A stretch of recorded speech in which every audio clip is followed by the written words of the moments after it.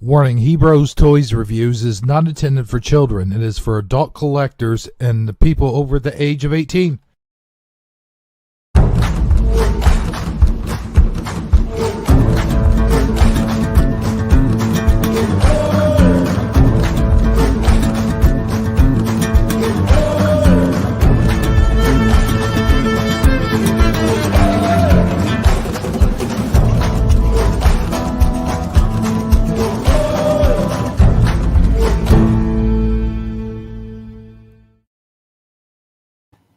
Hey everybody, welcome to Toy Talk Tuesday. This is your host, Hebrew77 here. We're going to be talking about a lot of stuff today, man. A lot of stuff. I have a co-host today, by the way. His name is Sagittariusly speaking, but he goes by the name of Saggy. Just simply Saggy. Simply Saggy. Simply. Keep it simple, my man. Yeah. So, yes, we are here today to talk about everything and anything that may come up, and I have a feeling it's going to be pretty interesting. It had better be. You know, I got something to tell you. I knew it. You're coming out of the closet, aren't you? Well, no, not that. Not in that way. No. No, I'm at the toy closet, my friend. Oh, the toy closet. Yeah, absolutely. Yeah. So what did you find when you were looking around in the toy closet? Well, it's not what I didn't find anything in the toy closet. I do have some things. That's for sure. Oh, okay. Well, like, yeah. I sent you off track. I'm sorry. What was it you were about to say? Is what I meant to say. No, I like Russell Crowe. I like some of his movies. Uh-huh. But I was sitting there this afternoon before we went live and said, well, what movies can I watch? So I'm going through the good old Pluto TV, you know, and I came across Noah. I went across Noah. And I got to say, that movie's god awful. Oh my gosh. I can't believe it. I sat through 2 hours. Well, I didn't sit through. I fell asleep during the middle of it. Like after they were on the ark. Mm-hmm. It's totally, I understand that Hollywood has to embellish stuff and they have to sort of write their own kind of story in a way, but they totally just made shit up. Mm-hmm. They just totally, like, there was rock people and then Noah had a dad that had magic powers. Well, what do you mean he had a dad who had magic powers? That what was his name? I don't know. He just called him Dad. Okay. Yeah. And then the kids just called him Grandfather. Okay. And it was, there was a backstory to those rock people too. There were these rock giants, and they apparently fought this army back in the day, and they ended up losing or something. I forget what. You say rock giants, right? Is that what you're saying?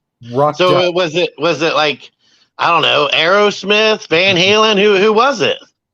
Well, not those kind of rock giants. Oh, so I usually mean they were inanimate rocks at one point, and then all of a sudden they were alive rocks. Yeah, these were live rock people, like live rock people, and they weren't moshing or anything. No.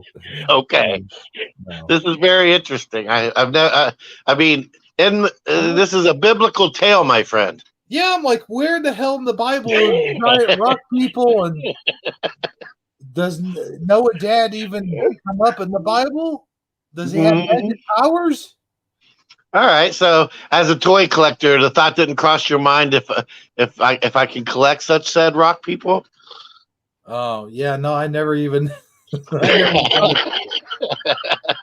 I mean, can't Hollywood just stick to the original story? I mean, the original story's fantastical as it is. It's not like it really needs to be like overly embellished. I mean, he's saving the entire Earth's populations of species through a great flood that was created by God Almighty So I mean, yeah, there's plenty there to work with. You don't need to create fictional rock people. I know, our magical grandfathers. No, or magical grandfathers. So I'm watching this, and it is holding my interest. I'm like, okay, where are they going with this? They do eventually get to him building the ark, but you know how he gets the materials for the ark? Hmm. I don't recall the movie because I haven't watched it as recently as you have. I Yeah. think maybe I've seen it, but it's been a long time. Okay, check this out. His magical dad hands him a magic bean that supposedly it came from the Garden of Eden. It's not actually a bean, it's a seed or something. He calls it a seed, but I call it a magical bean because why Okay, not? so it was big enough that it looked like a bean, huh? Yeah, Okay. Was it kidney shaped? sort of. Okay, well, keep going.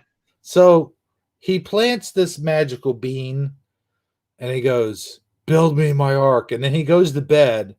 And then when they all wake up, all of a sudden a forest starts growing. Like all these giant trees just start growing.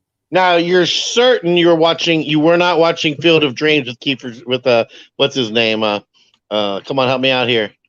The actor from Field of Dreams. Are you talking about Keith Hernandez? Yeah, that's hilarious. No, but so he plants it. He goes to sleep and what now? Kevin Costner's who you're thinking of. Yeah, Kevin Costner. You know he Yeah. wakes up and there's a whole field in this cornfield, and Noah wakes up and there's materials for his ship. Yes. Interesting. Yeah. I was like, okay, what? Why? Why Hollywood?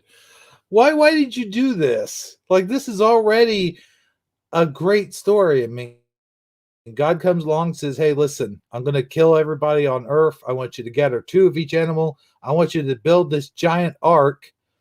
And I want you and your kids and your wife to get on the giant ark with two of each animal and get the hell out of here. Okay. So Mm-hmm. why did they have to make shit up? They could have made a good story of how did he, contain the animals. How did they could have showed them building the ark. How did he actually build the ark? They didn't have to use magic powers and all that and giant rock people. Yeah, I agree. However, it does seem that uh, Hollywood has definitely taken that and just made it whatever they've this whoever was the director or producer or whatever, they were just like, you know what, let's just make it fantasy. Mm-hmm. That's what it sounds like. Yeah, that's what they did basically. They're like, hey, we got Russell Crowe, we've got Anthony Hopkins, or wait, not Anthony Hopkins. Yeah, Anthony Hopkins. Wait, is it Anthony Hopkins I'm thinking of? Who's the guy that plays Hannibal Lecter? Yeah, that's Anthony Hopkins, if I'm not Yeah, mistaken. yeah. So they're like, okay, so we got to put them in this. We'll just disregard everything the Bible story tells us and just make shit up. Well, I didn't watch Noah, but speaking of boats and lots of old time actors on Pluto TV, yesterday I watched I binged watched some Love Boat, my friend. Love Boat. Yeah, I hadn't seen that show in I don't know since I was a kid.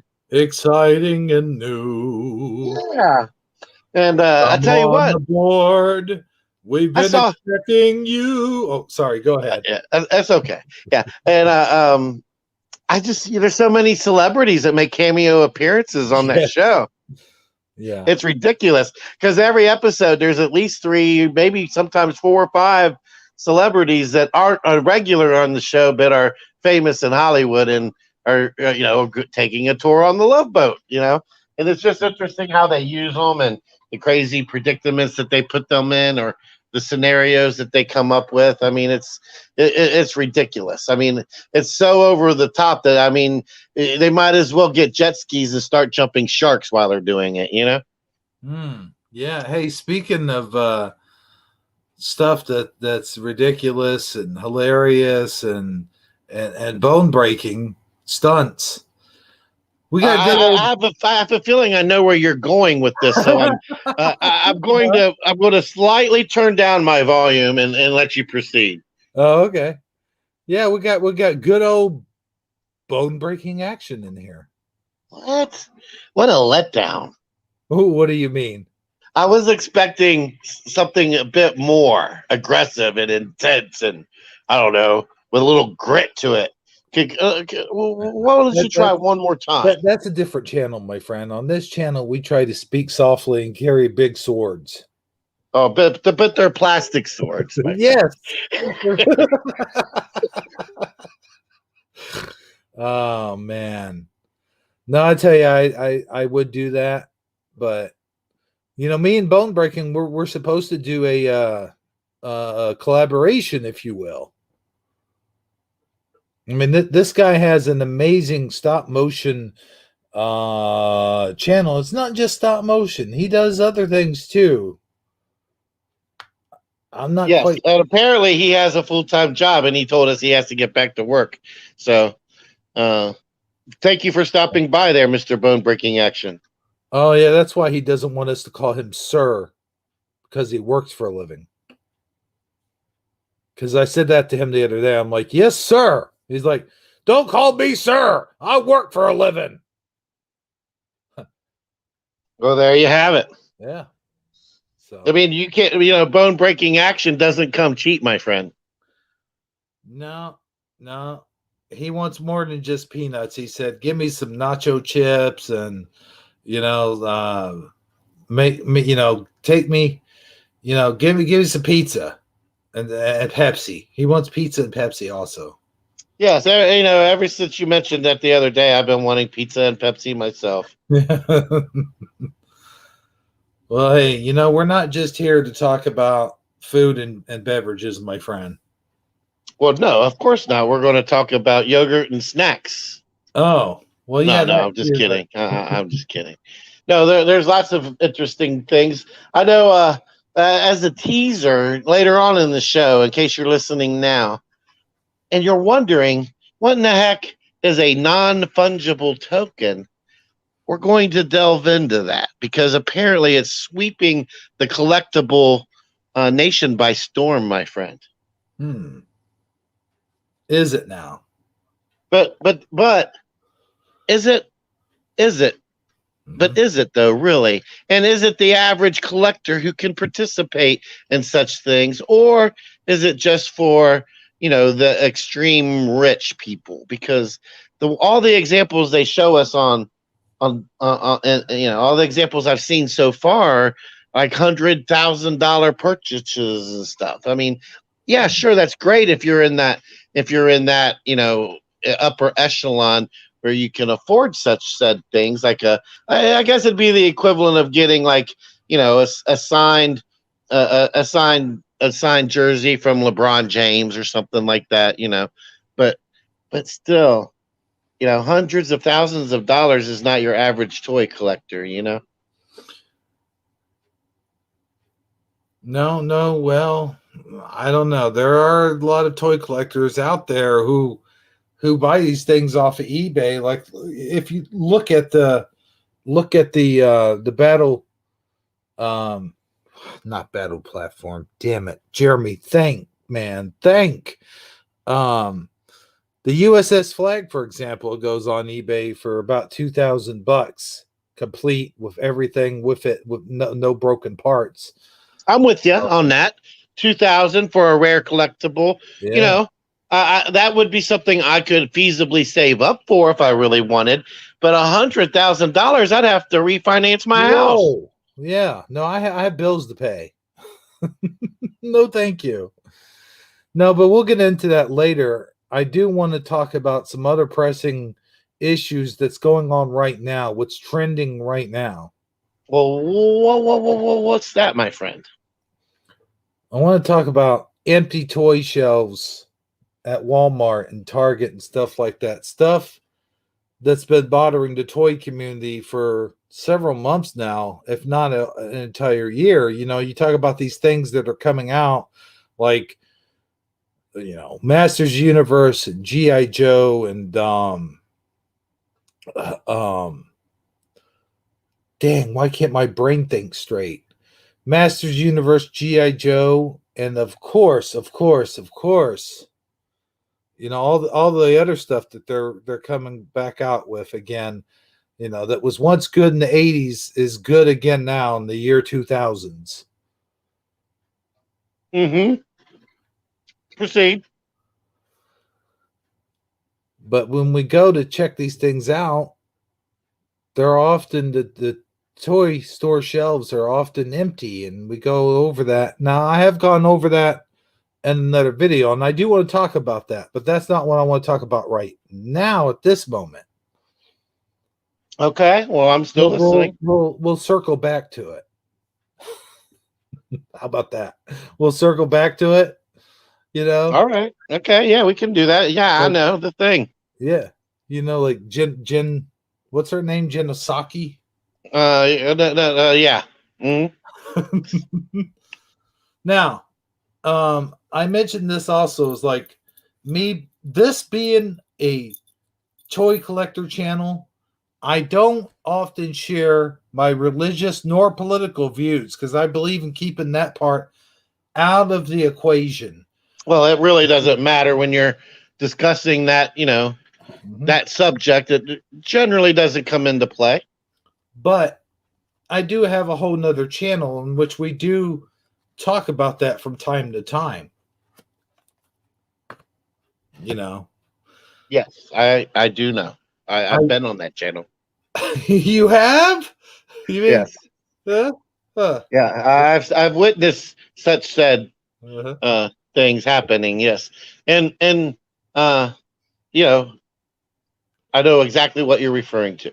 Ghostbusters. That was the other toy I was thinking about. Oh, why my brain had a fart there for a second.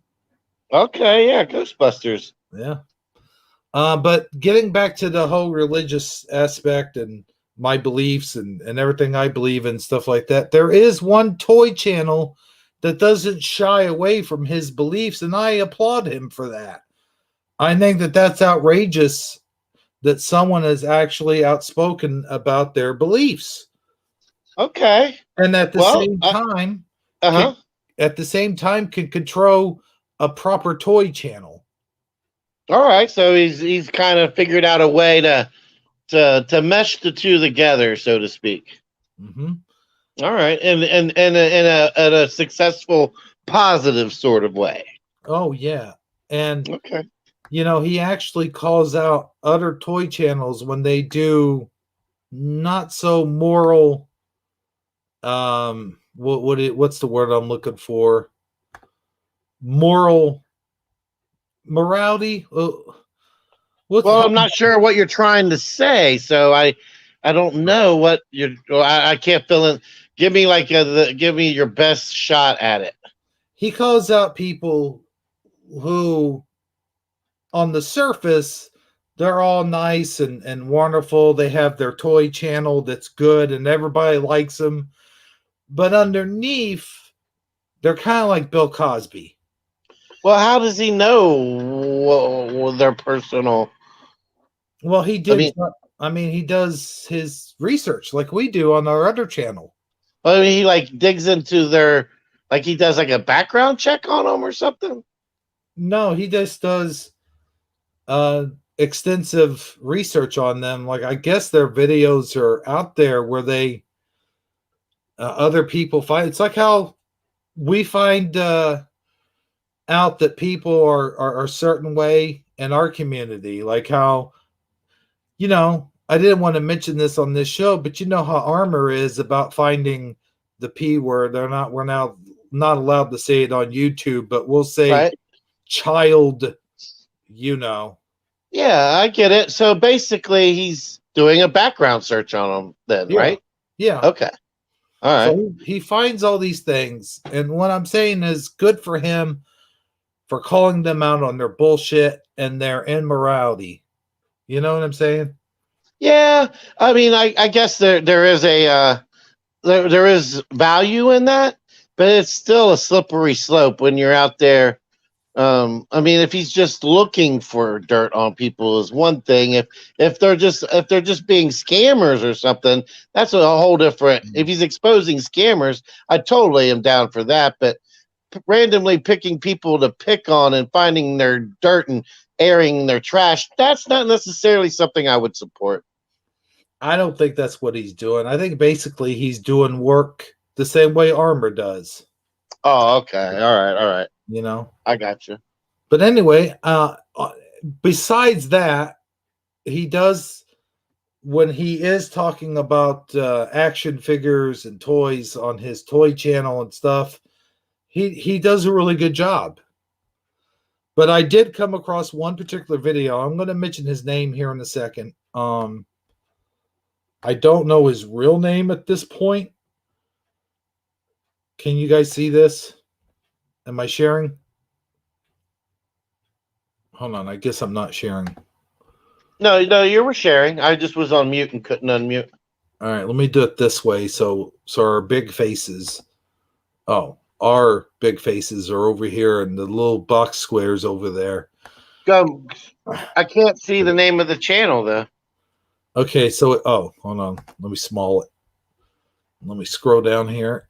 So the name of the channel is Lyle Convoys Reviews, and for the most part, he reviews action figures and toys and what's going on in the toy community. But now he seems to be sort of switching over to basically what Armor Up does. Okay. So he's kind of meshing them together, so to speak. Yeah. All right. Well, I'm intrigued.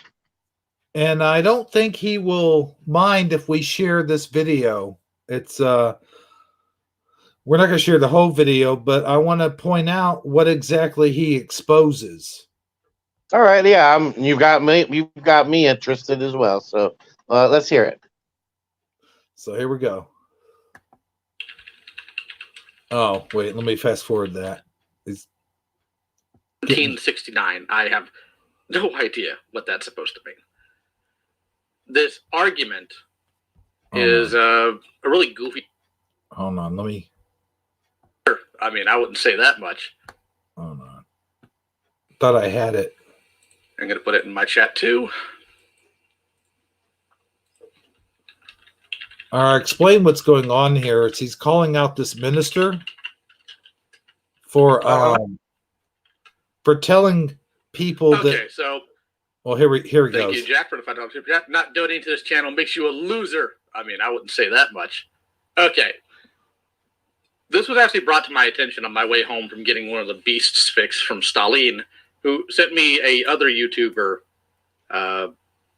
covering this guy, which not quite my style, but we're going to go ahead and dig into this. This guy has made a video. His screen name is Trust God 1769. I have no idea what that's supposed to mean. This argument is a really goofy one, but we're going to go ahead and look at this. So thank you, Stalin, for bringing this amazing piece of media to my attention.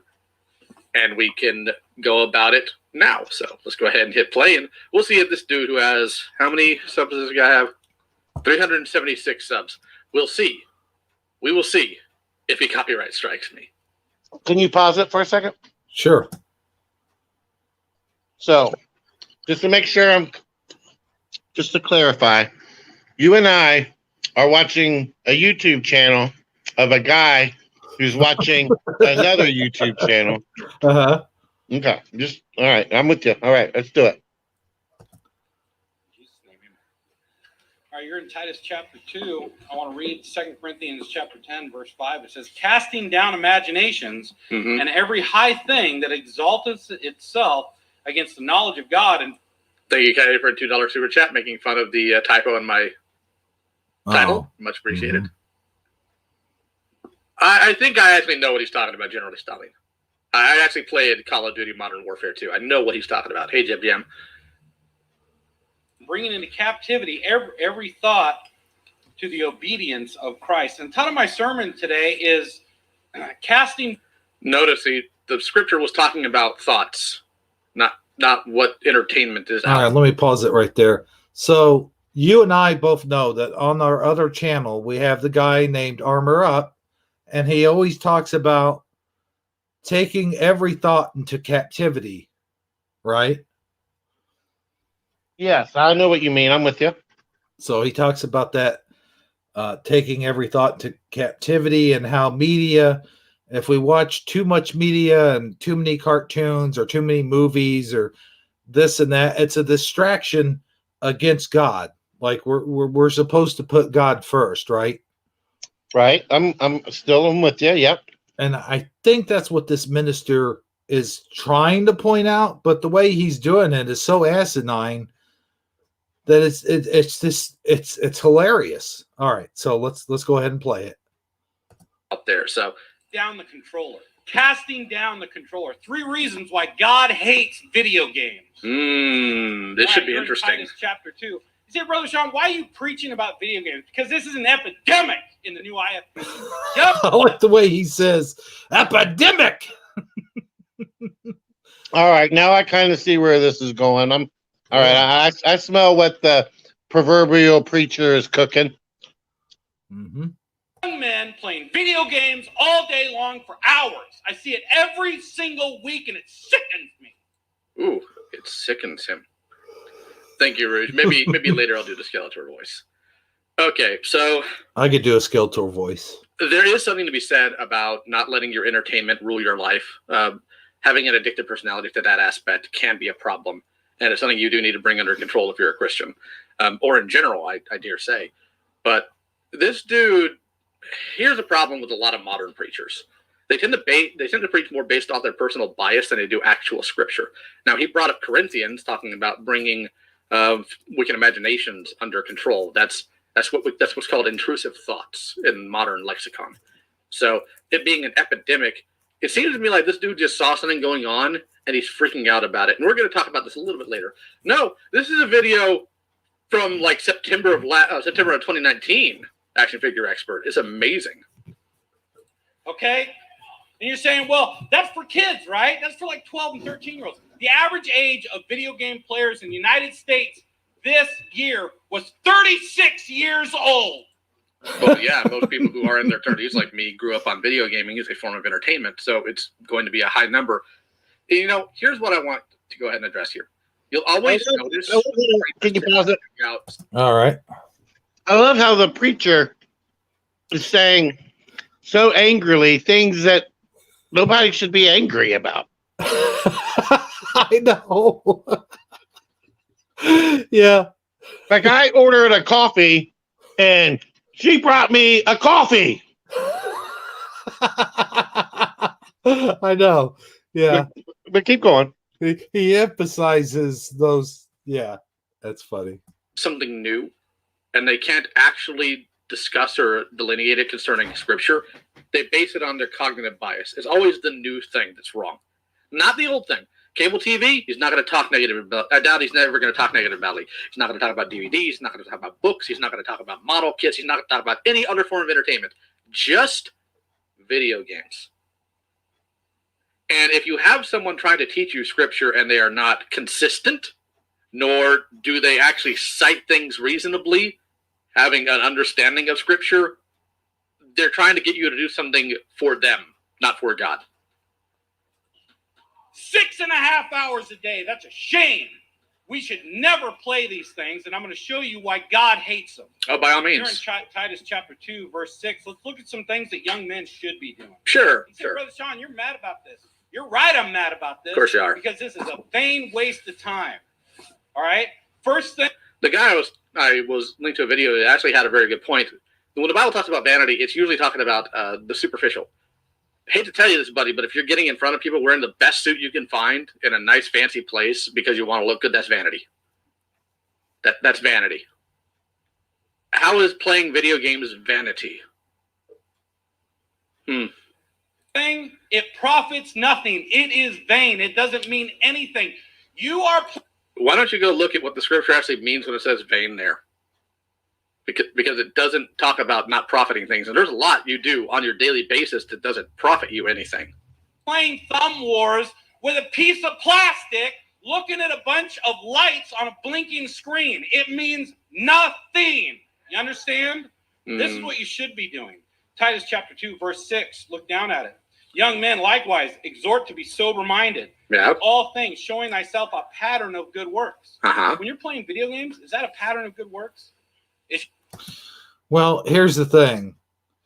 And I do know that when you're playing Pac-Man, you do have to do an exact pattern. If you do it really good, it works. It's a good work. Yeah. Here's the thing. When we're going out about our life, I mean, is cooking our food a pattern of good works? Is like me talking to you on this here podcast, live stream? Is this a pattern of good works?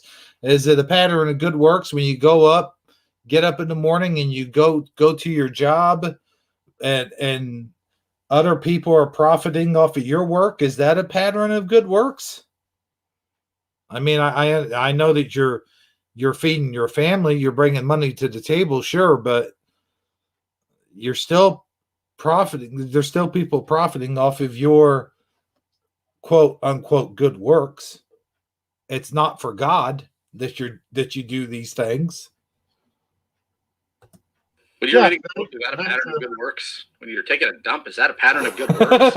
If your argumentation here is everything you do must be related to good works, you're going to die, because eating's not a good work. What he's talking about is what you do for your community, because that's what God requires of you. Is you getting a high score on Mario a pattern of good works? Really? No, it's not. Well, I mean, neither is technically fixing your shed or fixing your car. I mean, yeah, you got a vehicle working, and that's good in the sense that you can use it. But good works in that is in reference to the commandments of God. All right? In doctrine, showing uncorruptness, gravity, sincerity, sound speech that cannot be condemned. Yeah, sound speech that cannot be condemned, which is what I'm doing to you right now. Your speech can be condemned, so there you go. When you're playing these violent video games, do they have sound speech? Are they saying edifying words? No, they're not. And neither are you. When it's talking about... All right. I think people get the point. Yeah, I think so. And I don't think that God hates video games. I think, now, granted, there are video games out there that, are a little bit more mind corruptible than others. And, I guess it's up to each and every one of us to decide, what we're willing to and not willing to infiltrate our psyche with. I mean, obviously, if you're playing a first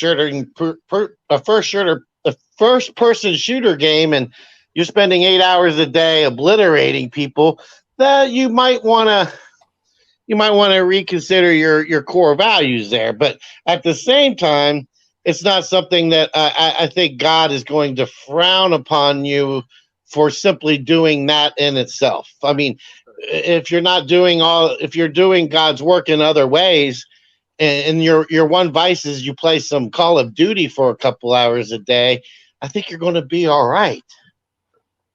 But I don't know, man. That's a deep subject, that's for sure. And that's some of the things that he doesn't shy away from on his channel. And I got to give him kudos for that, because most toy channels, including mine, I don't want to share my, whether I'm Christian or not, whether I'm Democrat or Republican, whether I'm left or right, because that's things that can get well heated. And to me, in my opinion, he makes a specific really statement. have no business being in the toy review on the toy review channel. On toy review channel, you should be talking about things like toys or movies or cartoons or collectibles or stuff like that. You know what I mean? It's almost as if he's got like he's using. I've watched a whole 3 minutes of his channel, but based on what I've seen so far, I've came to the conclusion, for lack of a better word, that it sounds like he's kind of using the toy platform as a way to put a little bit of God's work in there along with it. He's trying to point out things of that nature, and that's a delicate thing to do. I mean, that's not something that's where you can, where people are going to show up every day and want to see that, unless you're able to keep it, keep some substance to it, and you're going to have people constantly trolling you because they're going to disagree with you. I mean, yeah, it sounds like he's got a lot going on over there. Yeah, and he does a good balance of it. I mean, he's got how many subs? He's got 4.66K subs. So keep up the good work, buddy. That's really good stuff. I'm not sitting here saying I'm against any of this. I'm just saying I wouldn't do it. No, yeah, and in a way, I mean, I could commend him for what he's trying to accomplish, but I wouldn't want to take on that task either. So yeah, yeah. I mean, from what I could tell, good for him. But I mean, I don't really know that much about it, but from what little bit I've seen, I can see how you could applaud that. So we got a little thing going on in the toy community, which I know that you're not aware of it, but I've been keeping up on it. And, there's another channel called That Junk Man, and you can see a little something here. And what Lio Convoy kind of gets into a little bit, where the Junk Man talks about the empty toy shelves and what the real problem is. And there's another toy channel called Retro Blasting, and which is a very popular toy channel. It's been around for quite some time now. And this guy kind of gets into the issue. Of course, Lio Convoy here is talking about the small feud that's going on between that Junk Man and Retro Blasting. And I want to get into it just a little bit, not because of the feud, but because of what the empty toy shelves, what Retro Blasting has to say about the empty toy shelves. So here we go. Let me go ahead and play that for you on the exact time stamp where it happened. Boom. There was a YouTuber recently that was trying to explain the logic of the empty shelves. And he was saying that you always see Fortnite figures in stores, which you do. And he said you never see Star Wars and Marvel. It's very difficult to find that stuff. It's always picked over and gone or totally empty. And he said that the reason is that kids don't buy movie-based toys anymore. They don't buy license-based movie and TV merchandise. And I was kind of scratching my head going, no, you're missing the obvious logic here. Kids in general, according to the toy industry, don't buy toys anymore. My argument is that because the toy industry abandoned children a long time ago when it came to action figures, so they've created a self-fulfilling prophecy. Mattel is trying to get them back with the new Masters of the Universe line, but if they still won't tackle their distribution issues, it's a moot point. Kids aren't buying toys anywhere near like we used to, and especially, or even like 90s and aughts kids used to. Therefore, the most popular kid property right now, which is Fortnite, it's a video game. It's a very popular video game. And that's what I basically wanted to get into right there. I didn't want to get into the feud. Yeah. And I actually, believe it or not, I looked at a couple articles preparing for today's show about the toy industry, because I wanted to, me, I like to be somewhat, knowledgeable on a subject before I dive into it. Mm-hmm. And according to the official report, the toy market is different. I mean, it's evolved, it's changed. It's not what it used to be, and it's partially because of the market itself changing, and it's also because the demand, what kids want, has changed. Kids don't want an action figure with a plastic sword and a plastic shield now. They want if they have a figure, it has to have some type of AI built into it. It has to talk or interact with an app or do something electronic. or create some type of or have some form of interaction. They don't just hold it and move it around and use their imagination per se. They need it to actually move around and say stuff and do stuff. It's like how do I explain it? It's like they wouldn't even, you hand them a regular old action figure, they would look at it and then just set it down because they don't even know what to do with it.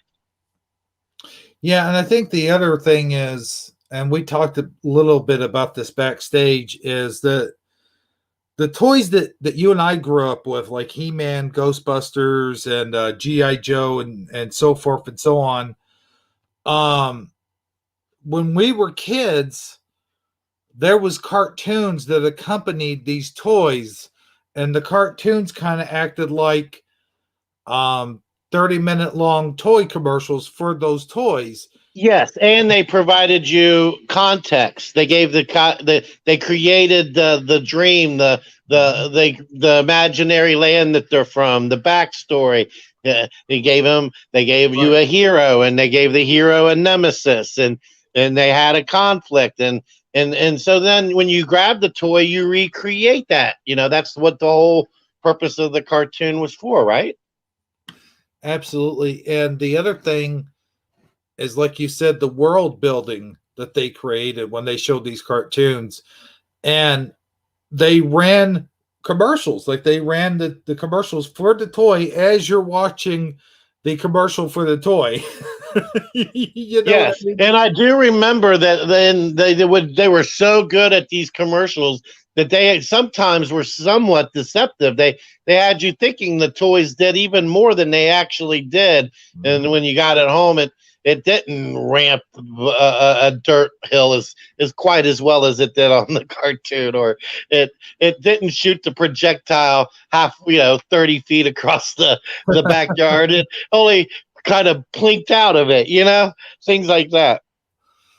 But see, I think that's the one thing they're missing. And the other thing they're missing is they're trying to play off the nostalgia. And I think what the brick and mortar places were banking off of, and what the toy companies were banking off of, is the parents that grew up with these toys kind of leading their kids towards them, kind of saying, hey, son or daughter, hey, I grew up with this toy. Wouldn't you like a toy like that? When you check it out here, but parents aren't doing that because they don't really care. I mean, sure, they see the toys that they grew up with and they go, oh, wow, look at that. They're coming back out.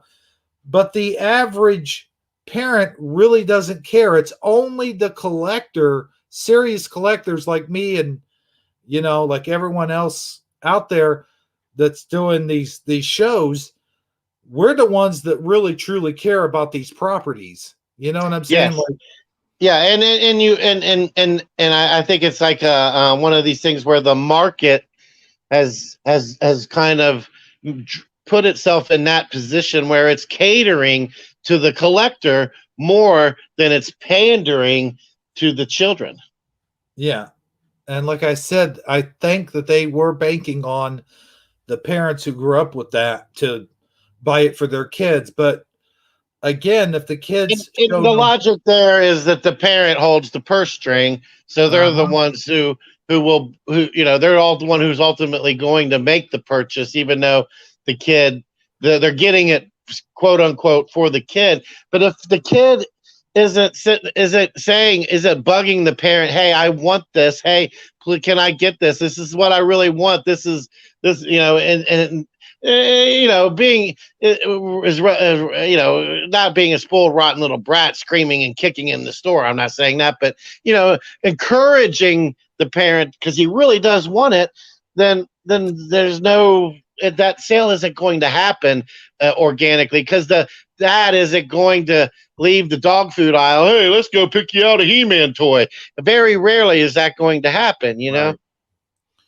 And that's basically what it boils down to, is they're not marketing these toys the way that they did back in the 80s, and they're not going to sell these toys the way they did back in the 80s to us.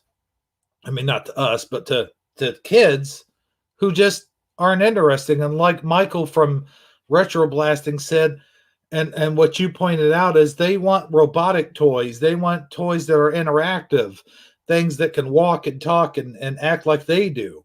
You know, Yeah. a kid works less with his or her imagination and more they let the toy do all the work for them, is what I'm trying to say. Like when we were kids, we had to lead more with our imagination than anything, because they didn't have all these electronic devices like they do now. So with that being said, I do think you had some articles you wanted me to pull up. Is that correct, Saji? You're muted up, pal. Yeah, I know. I realize that now. I want to bring up this one real quick. I didn't send you the link for this, but it was something that I think it's worth noting. This is from an actual. Let me read it. What it's from? It's from Allied Market Research. Okay, Mm-hmm.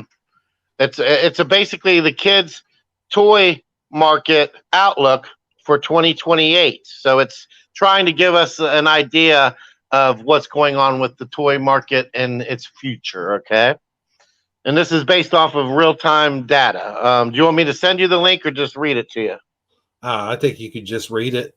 All right. So basically, a toy is an object used for entertainment from prehistoric times. It is made up of various materials like wood, clay, plastic, and others. And the toys are mostly designed for kids to help them in entertainment, learning, and development. The kids' toy market has been evolving since an era and is experiencing exponential growth. Okay, so that's stuff we all know, right? But earlier, let's see here. Let me go ahead and get down to the good stuff here. It addresses the lockdown scenario. Then it goes on to talk about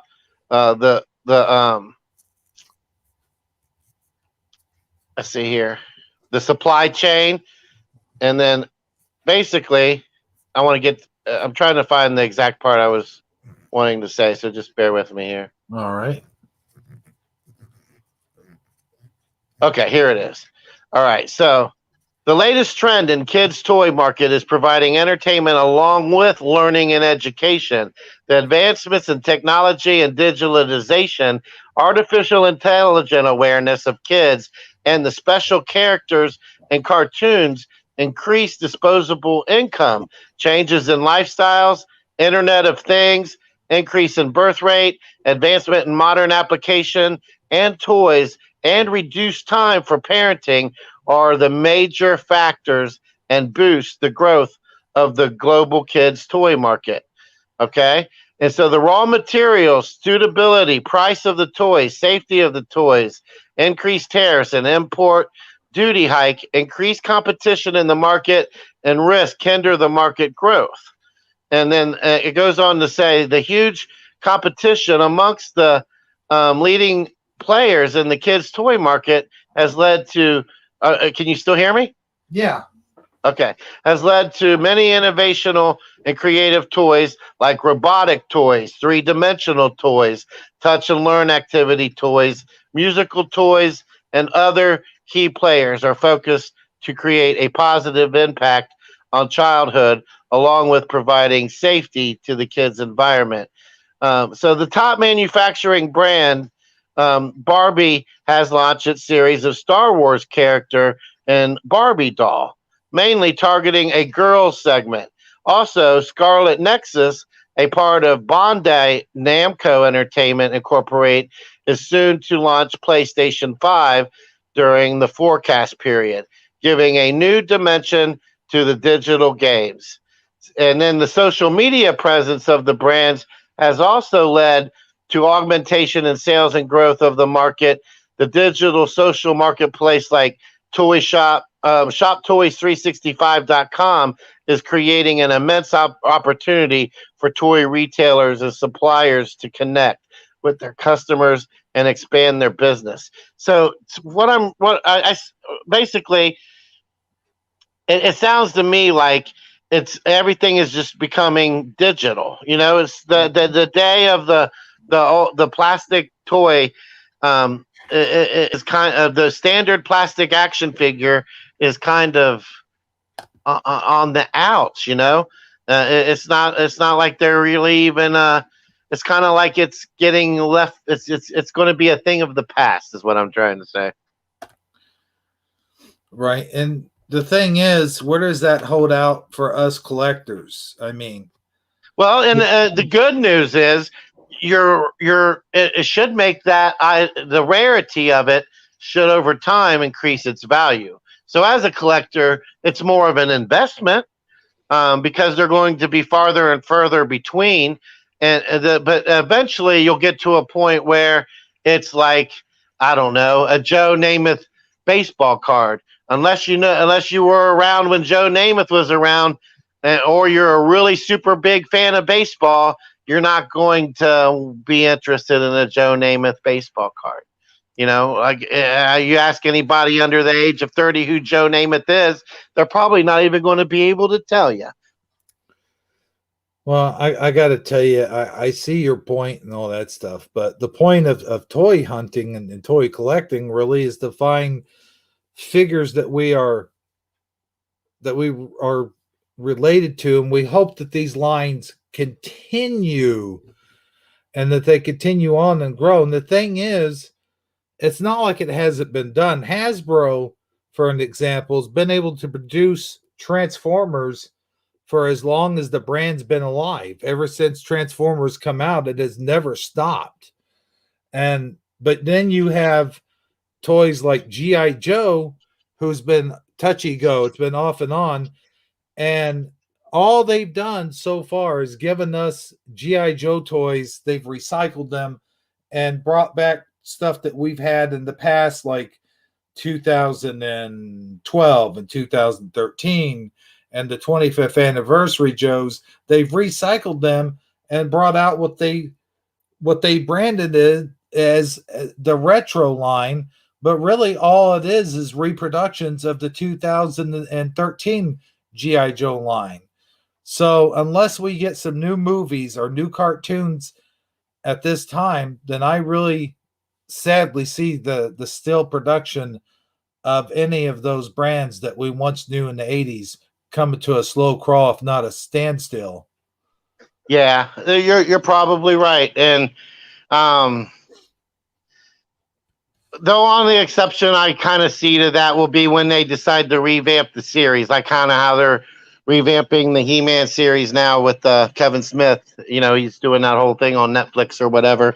I imagine that he's got the marketing wherewithal to have a toy line coming out that resembles such said characters, and it'll be new, different figures, right? Well, maybe. I did want to talk about Kevin Smith, He-Man. I did want to bring that up because I sent some stuff. I forget where it was. A while back, and it seems. How do you feel about this whole? I mean, I know that it's been almost a year now that we've been talking, that we've known about this, and I remember when the news first broke that they gave Kevin Smith the gig, and a lot of people really had a lot of faith and confidence because they really believed that of all the people that he would probably do it justice, right? Because he's a real comic book nerd. He really knows his He-Man, and he's done movies like Clerks, and he's got a good track record for the most part of keeping it real. But at the same time, I'm noticing that as it's getting closer and closer to the release date and leaks are coming out, that there's all of a sudden a lot more skepticism as to, and you're always going to have your Puritans who don't want anything to ever change. They want it to stick to the real He-Man from back in the day. And then you have people who want to see it evolve in some form of way and are interested in seeing the new things that he does with it. But it's a delicate balance, right? You don't want you want to evolve it, but you don't want to ruin it. So, where are you at with this? Where do you think? Do you still have high hopes? Or are you getting more into the skeptical department on how this is going to turn out? Well, I got to tell you, and I was trying to look something up there while you were talking, and I guess I have to go back and redo it all over again because it, for some reason, won't let me do it through StreamYard. But we were all real optimistic when we heard this story come out because we knew that Kevin Smith grew up with the brand, and we knew that, or we hoped, we had our high hopes up that Kevin Smith was going to do the brand justice. The way he was talking was he was supposed to give us a continuation of the Filmation He-Man and the Masters of the Universe. He was supposed to give it a sort of a slight update and give it sort of like a continuation, but almost, I guess he talked about 10 years after the original series, or 20 years after, I guess 20 years after the original series ended, or something to that extent. And we were really hoping that that's the direction he was going to take it. But as it appears, or as, like, I still want to give this thing a chance, but looking at the recent photos and the recent comments and the synopsis, I can't even talk right now, sir. But synopsis, I think, is the word you're looking for. Synopsis. Synopsis. Synopsis. Synopsis. Yeah, synopsis. Yes. Thank you. Whew, man, that's a hard word for me to get through for some reason. Oh, man. Thank goodness for Chef Boyardee, and thank goodness for you, sir, having you on the program here tonight. But no, we had a real positive outlook on this thing, and now that we're seeing all this stuff come out, it's really not looking too good. It's really starting to look as though there are certain changes, and it may not even be on Kevin Smith's part, but it may be on studio heads. Like maybe they put into his ear, hey, you can't make it like this. You got to make it like that. You got to update it. And what does updating mean nowadays? Well, updating, of course, nowadays means you got to make it more PC. You got to make it. You got to make the ladies look more masculine. You got to make the men look more feminine. You got to make. You got to do race swaps. Also, that's what that means. Gender swapping and race swapping. Yep, that's the key to success nowadays. Yeah, or so it seems. And I got a question. This is one thing that really kind of grinds my gears.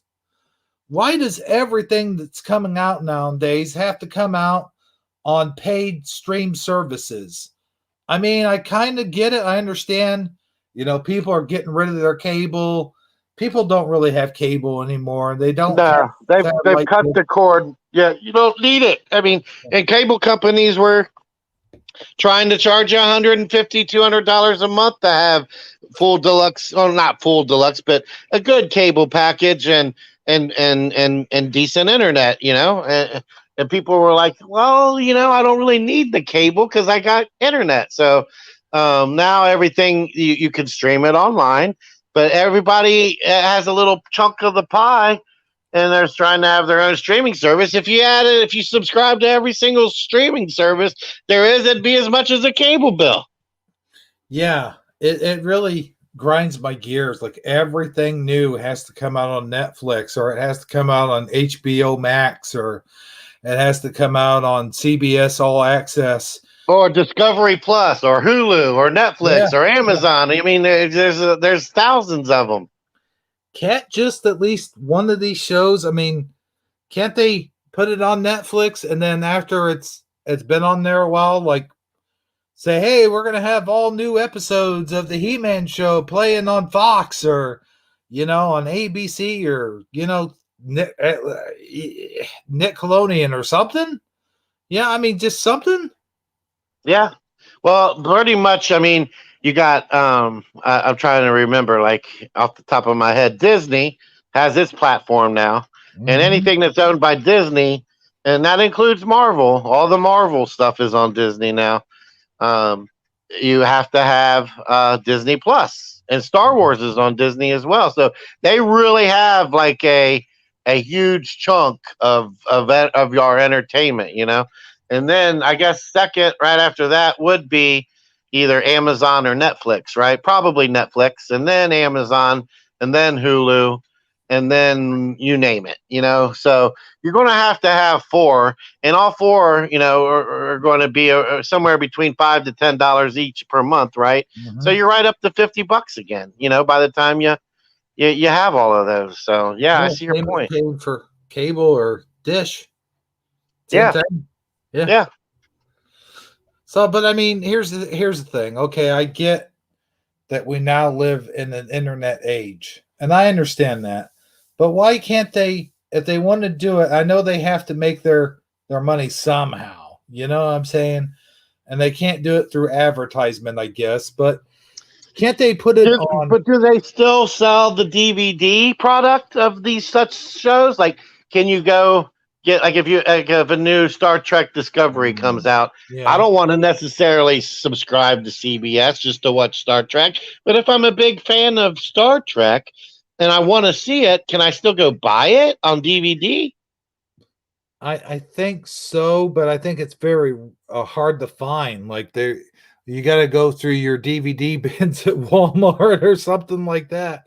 You know, I don't know. I have seen, like, what was the other show that was supposed to be a Netflix exclusive, and then later it came out. It came out on DVD. I think Cobra Kai.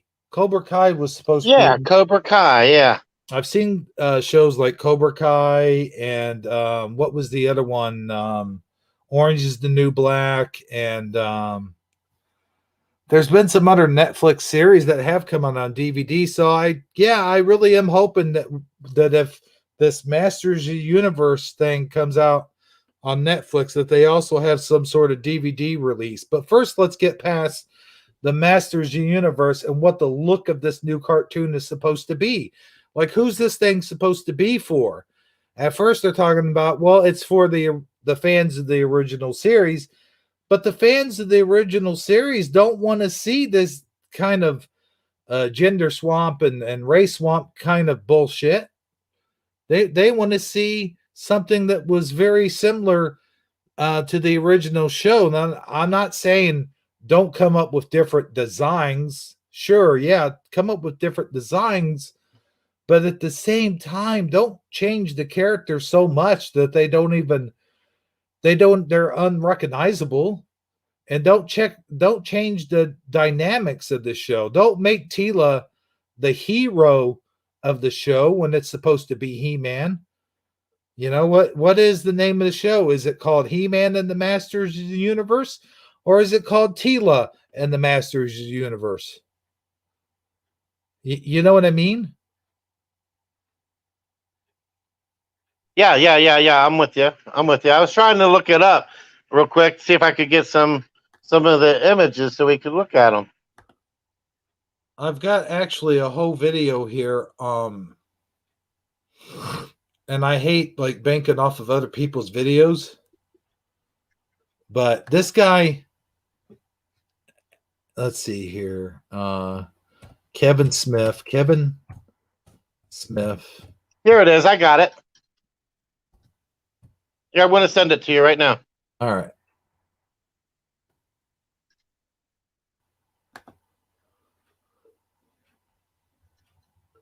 Okay, so it's called. Here it comes. It's called He-Man Masters of the Universe Revelations. A revelation. Yeah, I sent you a recent article if you want to click on it. It's up to you. But here's, I'm going to look at that, but I also want to view Professor Geek's video, because this Professor Geek guy is another guy I want to push on the channel as being a good channel, because I do like his channel. All right, yeah, that's fine. And he's another one of those guys that goes outside the box. Like, he's not just he's a toy review channel, sure, but he doesn't pigeonhole himself to that particular brand. Like, he also I don't. You know how the other guy sort of shares the fact that he's Christian and he doesn't shy away from it. Well, I think this guy shares sort of the fact that he's right. He leans towards the right, like right wing, and he's not afraid to sort of admit it. You know what I mean? So you have that. But anyway, All right, where's so the? you said he's white? No, I'm just kidding. He shares the fact that he's white, huh? Yeah. I'm just kidding. No, it's in Hangouts. I just sent it to you. It's the most recent link there. Cool. Yeah, I want to do this article as opposed to sharing some other guy's YouTube channel. You know. Right? Whichever way you want to go with this, fine with me. Oh man, I clicked the wrong thing. Let's see.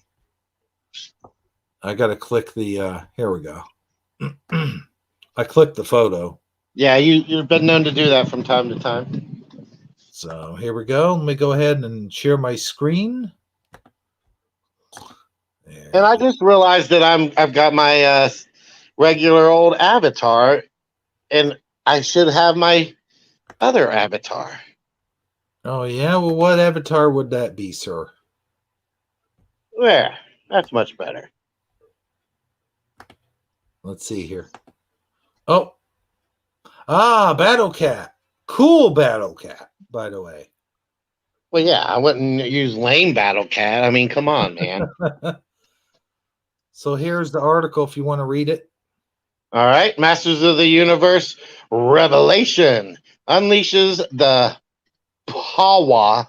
What does that say? I think they're supposed to be like it's supposed to be a cute way of saying it, sort of the Pawa. All right, with first look at Kevin Smith's series. All right, so this is dated May 13th. So it's about 2 or 3 weeks old. You want me to read it? Yes, sir. All right. By the power of Grayskull, He-Man is having a pop culture moment. Well, I guess you could say that. After Netflix's She-Ra, The Princesses of Power, ended its 5-season run, Prince Adam and the world of Eternia are coming back full force to the limelight with a planned live-action movie in addition to a... What does that say? CG animated He-Man and the Masters of the Universe show aimed for kids. But Masters of the Universe Revelation, a separate animated series from the mind of Kevin Smith, is designed for fans of the 80s cartoon. In other words, not for kids. Right. Now I want to stop you right there. All right. I mean, it's at mute. This article is at moot point right now because we all already know this. Yeah, that's the part we already know. But let's see these images. Like, look, scroll back up. Let's look at the image. No, hold on. I want to talk about. You see how they're lining this up with the She-Ra Princesses of Power. Well, yeah. Well, apparently, that's what Netflix had before, right. And due to its success, I can't believe, first of all, that was a successful show. I can't believe it had 5 seasons. Well, you don't. Are you hating on She-Ra? Is that what you're saying? Well, yeah. You don't like She-Ra, huh? You're not a fan. You don't think she should have had 5 seasons, huh? Not this piece of garbage. No. I haven't watched it. Have you actually ever watched the She-Ra show? Oh my gosh. Have you actually ever watched the She-Ra show? Nope. Oh man. So you haven't heard all the negativity and everything and seen the pictures. Have you even seen pictures of it? Yes, I did see the pictures that you shared. Or that you brought to my attention in a video you made or something like that. I watched your video. See, She-Ra is the new She-Ra. Now, I'm not talking about the original She-Ra. The original She-Ra is awesome, amazing. It has good characters. It has wonderful character arcs. It's a revolutionary show. It's the show that that the girls liked, that the girls should have looked up to. This other show is an SJW remake, basically. Ah, okay. I see what you're saying there. So basically, she's it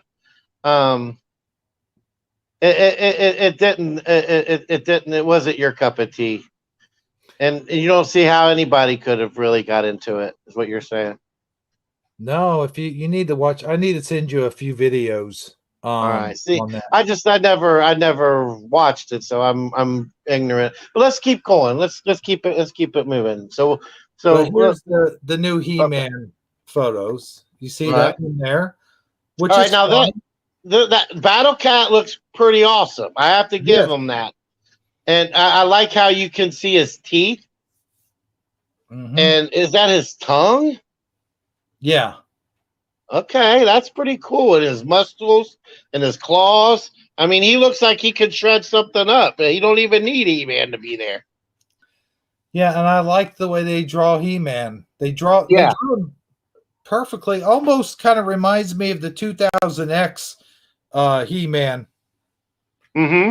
Which was an awesome show. Which, if you had to do a reboot of a show, that's the way you do a show.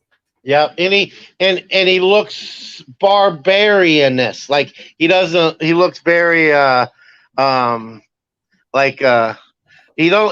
without looking dumb. Like you don't look like an idiot. Like you see a big blonde muscle bound guy, you automatically say, well, he's probably lacking in the brains department because God can't give you everything, right?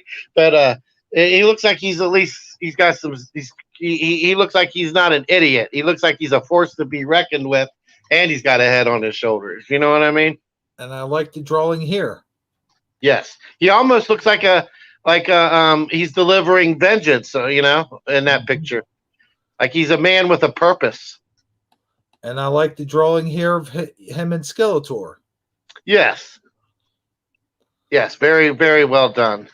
His shoulder and back is a bit much, but I see what they're trying to accomplish there.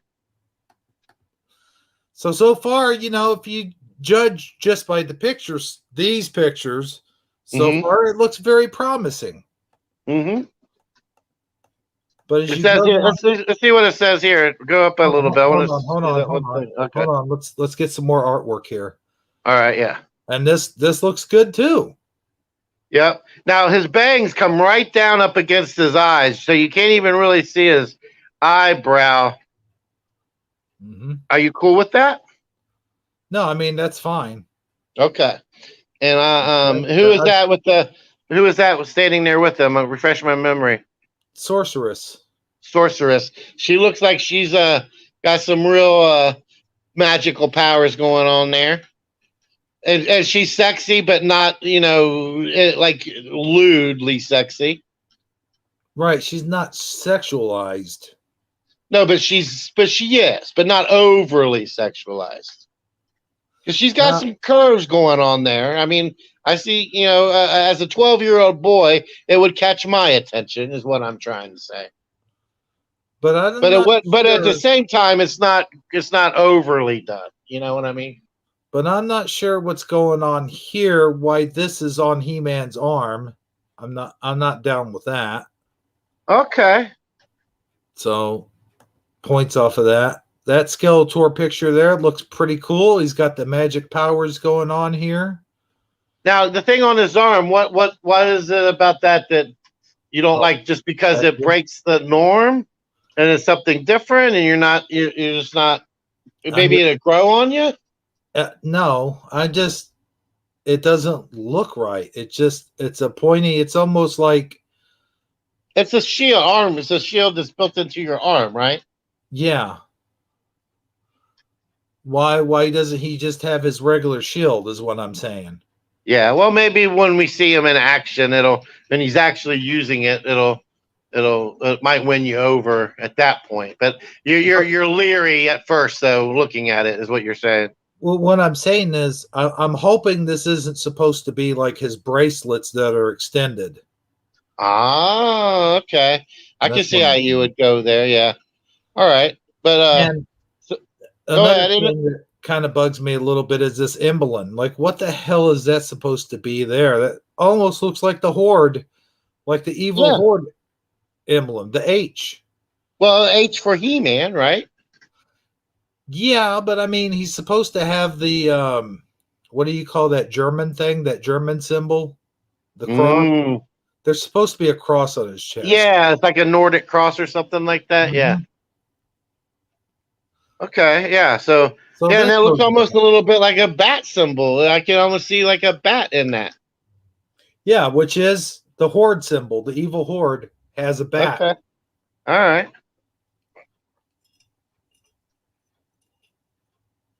Mm. Sorry about that. But again, I like the Skeletor. It looks. I'm fine with that. That looks cool.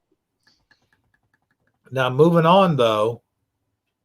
Oh my God. Are you kidding me?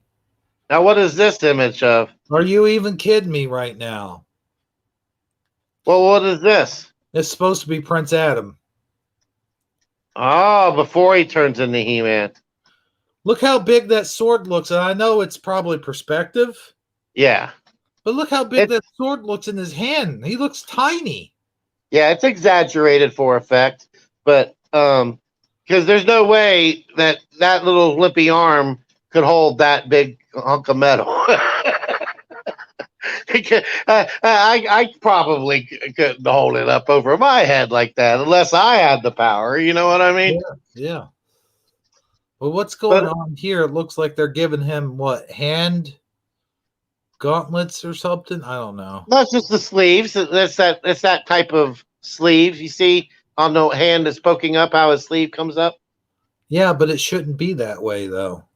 Yeah, I mean that's like royalty type thing. That's like I forget, a scabbard, or I forget what they call that type of dress, but I see what you're saying. It's something new, so it's standing out. I gotcha. Okay. Here's where I have a problem, a major problem. When we're getting into, look at Tila. All right, let's check out Tila here. Ooh, she looks mad. She looks angry. She don't look like a nice, friendly princess by any stretch of the imagination. Well, I mean, she's not a princess; she's a warrior. But this outfit, it looks all right. I can accept this. We're showing some leg here, which is, you know, what you want to see on the Tila.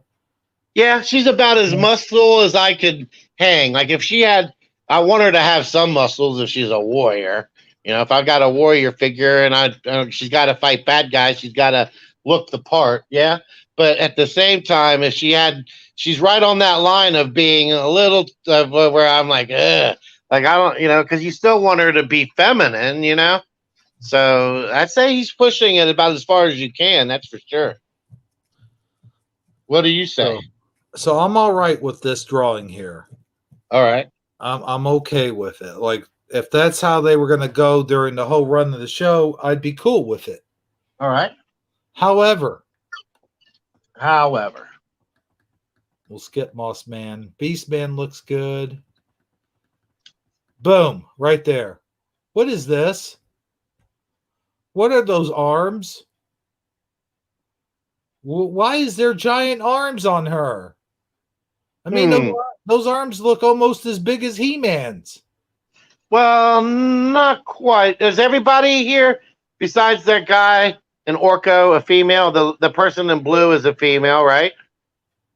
Yeah, that's Evil Lynn. Okay, and then who's that? The black girl. Who's that? That's somebody that was in the. I forget. I think she's in the. It says it below the picture here. I think. Orko, Andra, Tila, Andre, yeah, Roboto, and Evil Lynn, like you said. All right, so. But I'm trying to tell you something here, real quick. All right, so they're all females. I'm listening. Go ahead. This is someone who was in the comics. She was never in the original run of the cartoon. Okay. But we got to put some diversity in there, of course, because of 2000s. So whatever. And her face, she looks like a woman. You know what I mean? She does look like a woman, especially with her ponytail. But here's what I have a problem with on the Tila. front and center, Tila here, yeah, she's got a man haircut almost. She's got a really strong jaw. I mean, just if you just stopped right there, you wouldn't know for sure if it was a man or a woman. If you just take your finger, hold it over right there at her neck, I'd say it's 50-50, right? At best. And yeah. What the heck is all this crap that she's got on her? She's got an armor plate covering up whatever the hell this thing is, a toga, I guess. I don't know. And then you go down here and she's wearing like slacks. Yeah. It looks like almost, yeah, she looks more like a I don't know, almost like a pirate. I was gonna say business Tila. Yeah.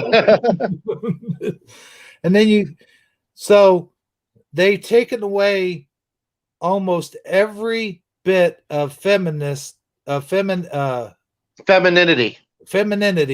to her. They stripped her down to every bit of it and made her more masculine.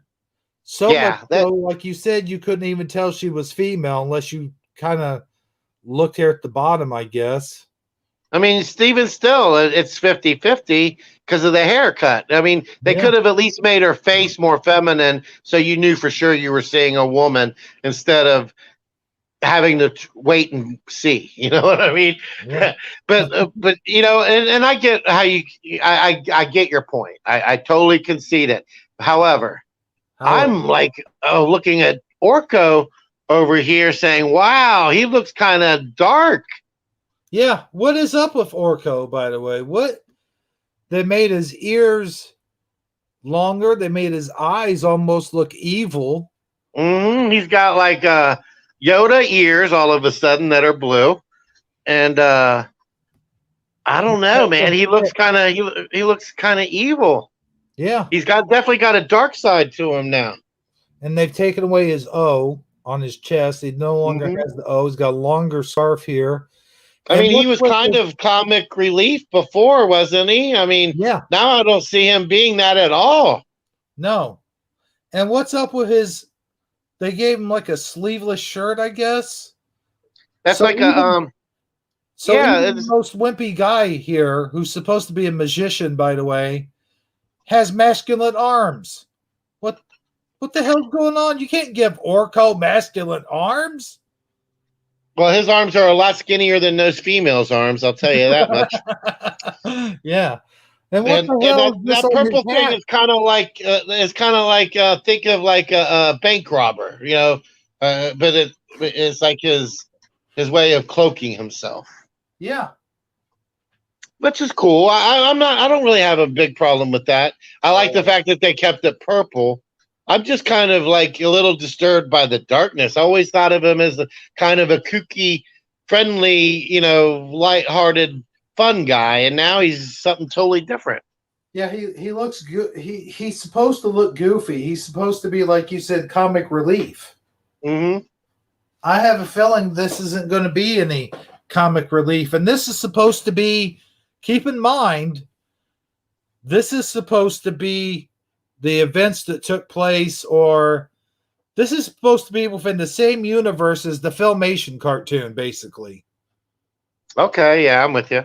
Does this look anything like the Filmation cartoon? No, but I don't necessarily want it to be the Filmation cartoon. I want it to be something new. I want it to evolve. I want it to grow. I just want it to do it in a way that is congruent to the series and makes it better.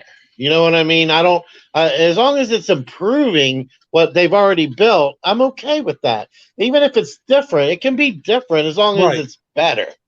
That's what I'm saying. It can be different, but to me it has to at least have some resemblance to the old Filmation cartoon. Like if you take it and you change every single character and make them completely unrecognizable, then how is that a continuation? Yeah, it's a fine line. It's a delicate balance per se. And right now we're just looking at images, so it's hard to like have a final verdict. We won't really know until that we see the show, obviously. But based on what we're and you know, you can't help but want to, you know, as a fan, you want to get your first, you know, you want to get your first taste of it as soon as possible. And this is really all we got to go on. Let's see what some of these comments are and what they have to say. Let's let's do that. He-Man didn't say power.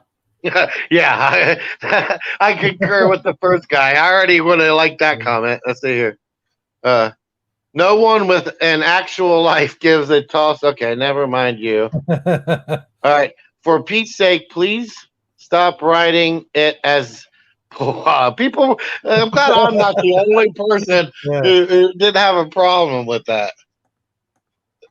Let's see. Man, people are so rude in comment section, you know.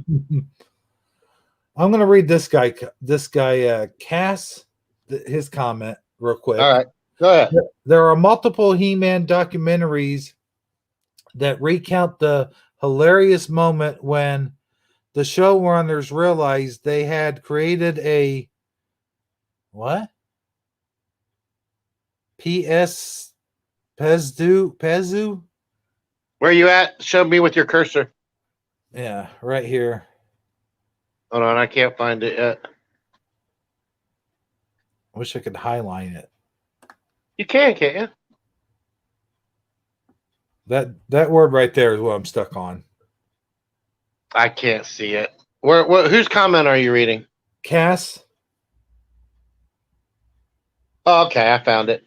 There are multiple He-Man to recount the hilarious. Is that what you're saying? Yeah. Moment when the showrunner realized they had created a pseudo Okay. Pseudo Conan sword wielding barbarian who would never be allowed to use his sword in combat.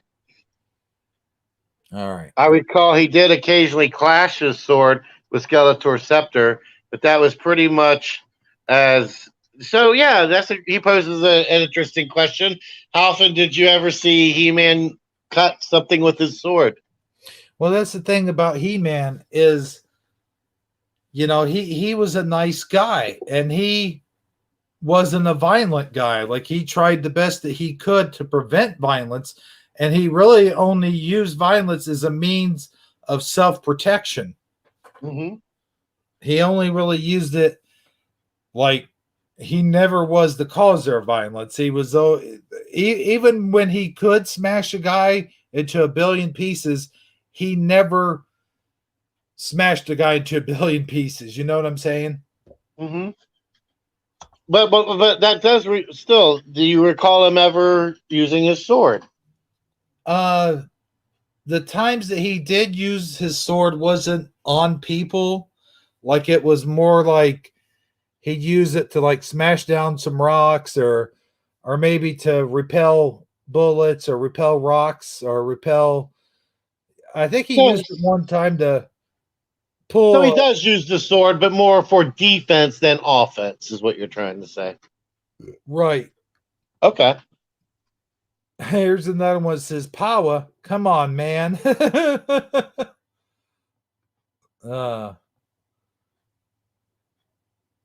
Looks like we got some comments here in the comment section too. Oh, really? Yeah. It's bone breaking action. Battle Cat gets stupid armor too with extended claw armor stuff. The black girl was white in the comics, I think. That's what it was. Yeah. Yep. Orko is cool at least. Yeah. And that Orko would skin Snarf. Yeah, I do believe you're right. Wow, we got a lot of bone breaking action going on in the comments, don't we? Mm-hmm. But with all that being said, there is articles there, but I don't think we're going to read any of them. But I think one thing I do want to do is I do want to share this guy's video, or at least a short clip of it. Yeah, I think we should save the NFT for maybe a future show because that's a long topic in and of itself. Definitely. But here's this guy's And we'll just get over some of his talking points, and then we can pause it when we get to a certain talking point, and then you go ahead and intervene anytime you want to. You know what I'm saying? Let me get rid of this. All right. Let me know when I'm screen sharing, my friend. Oh, I'm not screen sharing anymore? Okay, hang on. Now, this comes from Professor Geek, and Professor Geek is a professional YouTuber, so I don't know if he would copyright claim us or anything, so we should pause it during just certain moments. Yeah, that's fine. All right, so here we go. Hello, everyone. I'm Professor Geek. Welcome back to the channel. For a while now, people have been asking me, what do you think about the Kevin Smith He-Man series? What do you think about the Netflix He-Man series? Because it's known that I'm a huge He-Man fan. I mean, He-Man and Superman, those are just the be-all and end-all for me. Hey, there's when my I say screen. He-Man fan, I'm talking about, yes, the Filmation cartoon He-Man. Absolutely. The action figures that went along with it. I get that there have been different incarnations from the very beginning of He-Man. The mini comics predated the cartoon. Let me get to his what he really thinks. There we go. Not everybody on the street automatically knows the name and knows certain things about him or anything like that. But the most well-known version is going to be the Filmation cartoon. I make that distinction because I am not even remotely excited about anything I've heard about this Kevin Smith Netflix He-Man series from the very beginning. Today, they just released some stills and some images and character designs, and we'll go through that in a second. But even from the very beginning, this was the absolute wrong-headed direction to take for this show. Now, there was a controversy on Twitter. I forget who was talking about it, but was saying that it looks like Tila is basically going to replace He-Man. It's going to be another, woke show where you've got the woman doing all the things. And Kevin Smith vehemently came out and denied that, blah, blah, blah. I don't trust you, Kevin Smith. I really don't.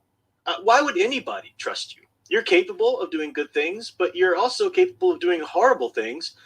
You've ruined your name in terms of your credibility to recommend stuff. You only ever do only ever give fluff pieces recommendations to anything. And, I'm going to stop him right there. And, you can agree or disagree with that. But I agree with that for the most part, is that when movies come out, he gives sort of softball recommendations to certain movies. Like I remember when Star Wars, was not the last one, but the one before that, I think it was, help me out here. I can't think of the name of the last movie. That Kevin Smith did? No. The Star Wars. Oh, the Last Skywalker or something like that. No, not the Last Jedi. But the one that came out before the Last Jedi. Oh no, wait a minute. It was the Last Jedi. You're right. Rise of Skywalker was the recent one, wasn't it? Yeah. Yeah, okay. So now when the Last Jedi came out, he had such high recommendations for that movie and lifted it up to the point where he was just orgasming to it almost, it seemed like. And and I had a lot of problems with that movie. I know that you said that you thought it was okay, but I don't know if you were on the fence on it or not. But well, that's exactly what I was going to say about Kevin Smith. Is I think that he's trying to play both sides. I think that's kind of what he's kind of became. He's trying to appease everybody, and usually when you're trying to appease everybody, you end up pleasing hardly anybody. He's afraid to take a stance one way or the other, and a lot of times with his reviews, I think that's his problem. Is he won't just come out and admit he don't like something because he's afraid of the retribution he'll get for not liking it. You know what I mean? yeah. So. And I think he does that on purpose because he's just trying to keep as much of his fan base as he can. And what he doesn't realize is he's making himself he's kind of canceling himself out because nobody has any faith or confidence in what he says because they know he's just going to like it no matter what, and you can't trust his judgment. So you can't win when you're trying to make everybody happy. You essentially keep nobody interested, so to speak. You know. Oh yeah, yeah. It's kind of like that thing where, you have a team that's winning, like the winning team, and as soon as they start losing, you start rooting for that team that's winning. It's kind of like that thing, like, you know what I mean? Mm-hmm. Exactly. So. And then I get why he's that way in today's culture, cancel culture, especially with him being kind of in the world of the woke. He's got to keep a certain level of wokeness to stay cool and trendy with them. But then you have the anti-woke, so he don't want to be too woke because he don't want to turn them away either. So I think he's just trying to. I think he's just, and what the only thing he's accomplishing is making himself look fake to both people, you know? Well, let's hear what else Geek Man has to say. I think we've covered that pretty well. You tried to sell us on the DCEU way back when everybody knew the DCEU was garbage. You tried to sell us on Rise of Skywalker, for crying out loud. Yeah, see, that's what it was, Rise of Skywalker. Why should anybody believe what Kevin Smith says, whether it's about his own stories or about somebody else's? I don't know how he thinks he's got any credibility when it comes to that anymore. Let me read the announcement, the press release. This was the quoted press release as to what this series is supposed to be about. After a cataclysmic battle between He-Man and Skeletor, Eternia is fractured, and the Guardians of the Grey Skull are scattered. Okay, right there, that's a major problem. Hold on, real quick. I want you to talk about this. Then I gotta do something real fast. All right. Well, do you mean to read it? Is that what you're saying? No, I mean just what right there is what I'm saying. I have a problem with. Pretty much what this guy's saying. He has a problem with it. Like, why is everything fractured? What happened to make everything fractured? Did the masters of the universe just give up and go fishing or something? You know what I mean? Like, wouldn't they have kept fighting evil until evil was no more? I don't know. Go ahead. I'll let him continue to talk here. All right. Major problem. This is not in any way a story that's true to the universe of He-Man from the Filmation cartoon. And you might say, well, I didn't like the cartoon. Cartoon was cheesy. I like the comics. I like the more barbaric, kind of edgy, darker tones. Okay, all that's well and good, but this series, this Netflix series, is supposed to be a sequel to the Filmation cartoon. Now, you might argue that, well, the Filmation cartoon was only for children, and that this Netflix series is going to be targeting some of the adults that used to like the show. Okay, so there might be a little bit of differences. You might see some things that aren't quite as kiddie or something like that. Okay, fine. That does not excuse you in the least bit in terms of violating the theme, the archetypes of the show. That's what I was talking about earlier is, it's okay to change it up a bit and to make it not exactly like the Filmation cartoon, but you got to keep the themes and the archetypes, like he said there, pretty much the same. Wouldn't you agree? Yeah, I agree with you. If you're in the sense that if you're taking the original series and you're making it a continuation of, and you're trying to bring in the same fans that were a fan of that original series, then by all means you should try to keep the certain that certain core intact. Totally 100% agree with it. And the only thing is, I'm not sure, we don't know for sure how much he's buried off of it just yet, because we haven't actually seen the show yet. So in a way, we're kind of speculating that he may screw it up because he may try to do too much, is what you're saying. And based on the images you're seeing, you're afraid that just might be the case. But the thing is, we don't know 100% for sure just yet. Right. But I do understand how the concern, that is the core of the concern. How much is he screwing with the core, and is he going to build on that, or is he just going to wipe the slate clean and call it a continuation just to try to lure those fans back in? But he's actually not doing anything to actually make them want to see it once they actually do. So I guess time will tell, my friend.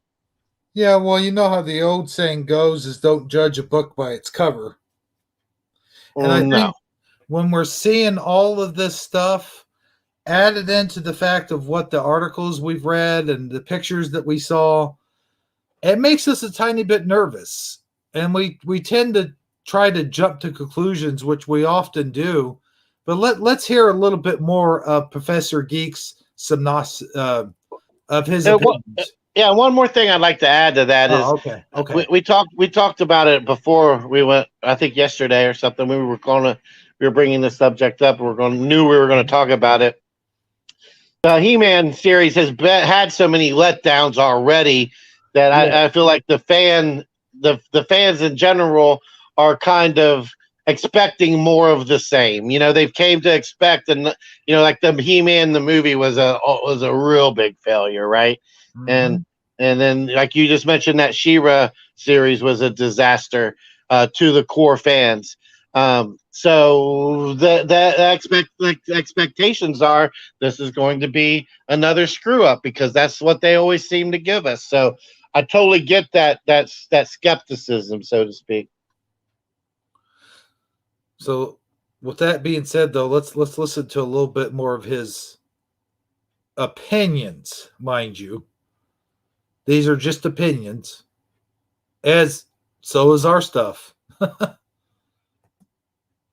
He-Man, Filmation He-Man, the Masters of the Universe. This was an aspirational show.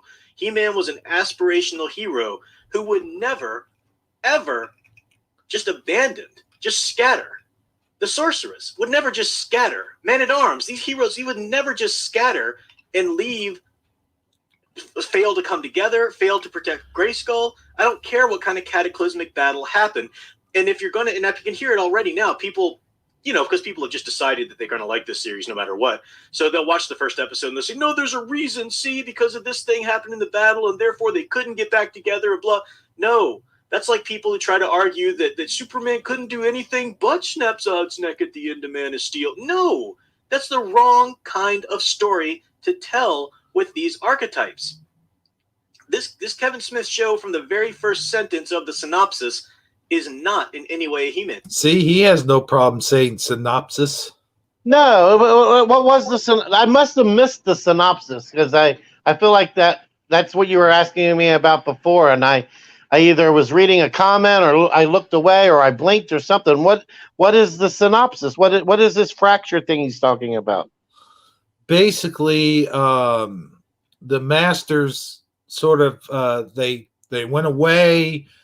They walked. They all kind of retired, went their own ways and stuff like that.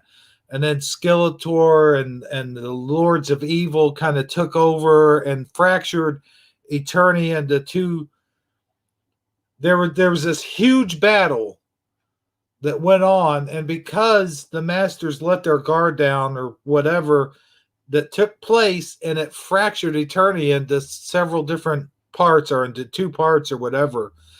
And it led to this big battle, and then it led to He-Man going away and disappearing for a while, and Tila sort of getting together, sort of like the Empire, sort of like if the Empire had taken over. You know, that's exactly what I'm thinking of. Like Luke Skywalker over on that, you know, he went off to that the island of seclusion, and what's her name came.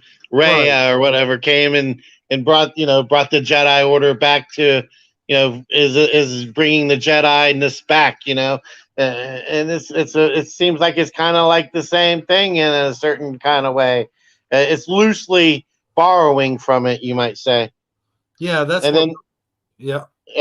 And I don't know, I see his point, I to a certain level I agree with him, but at the same time, it gives you an explanation as to how so much time has went by, and you have to have some reason for everyone to have to come back, and you have to create a storyline.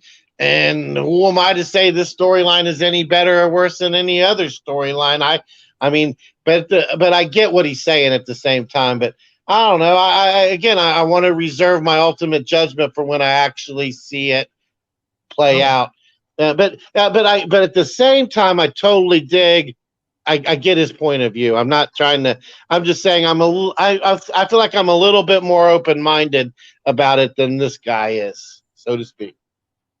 But here's basically what it says after a catalytic. I'll read it. Okay, go ahead. After a cataclysmic battle between He-Man and Skeletor, Mark Hamill, Eternia is fractured and the Guardians of Grayskull are scattered, reads the official synopsis.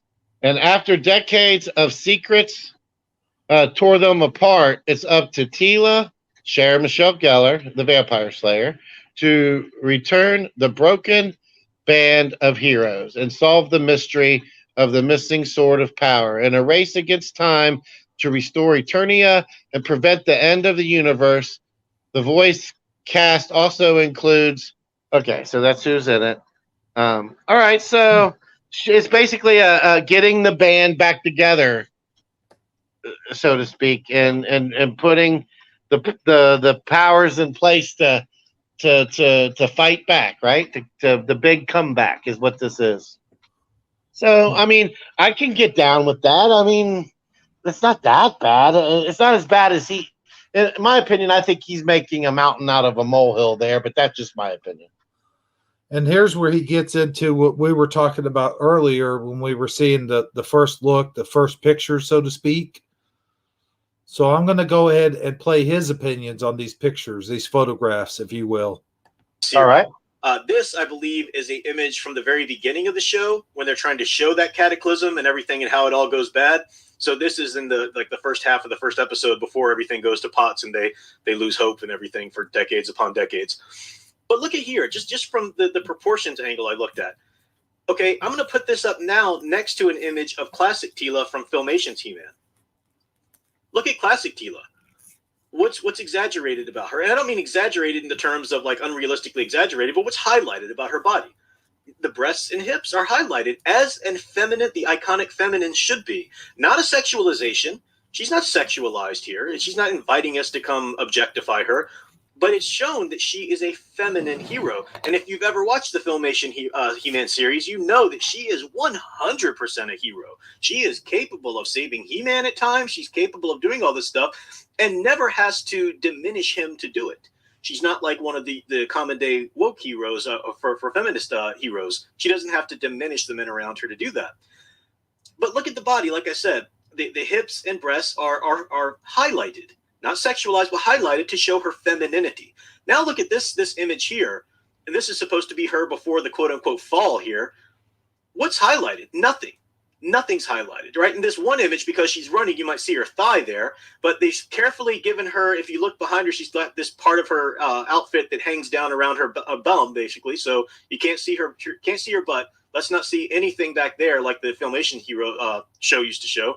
And again, it was about showing the body, an idealized body. It wasn't about sexualizing anything. But we can't have that, can't have that. So the puritanical, prudish, woke people have made sure we've got a little flap of cloth to cover that butt. Can't have that.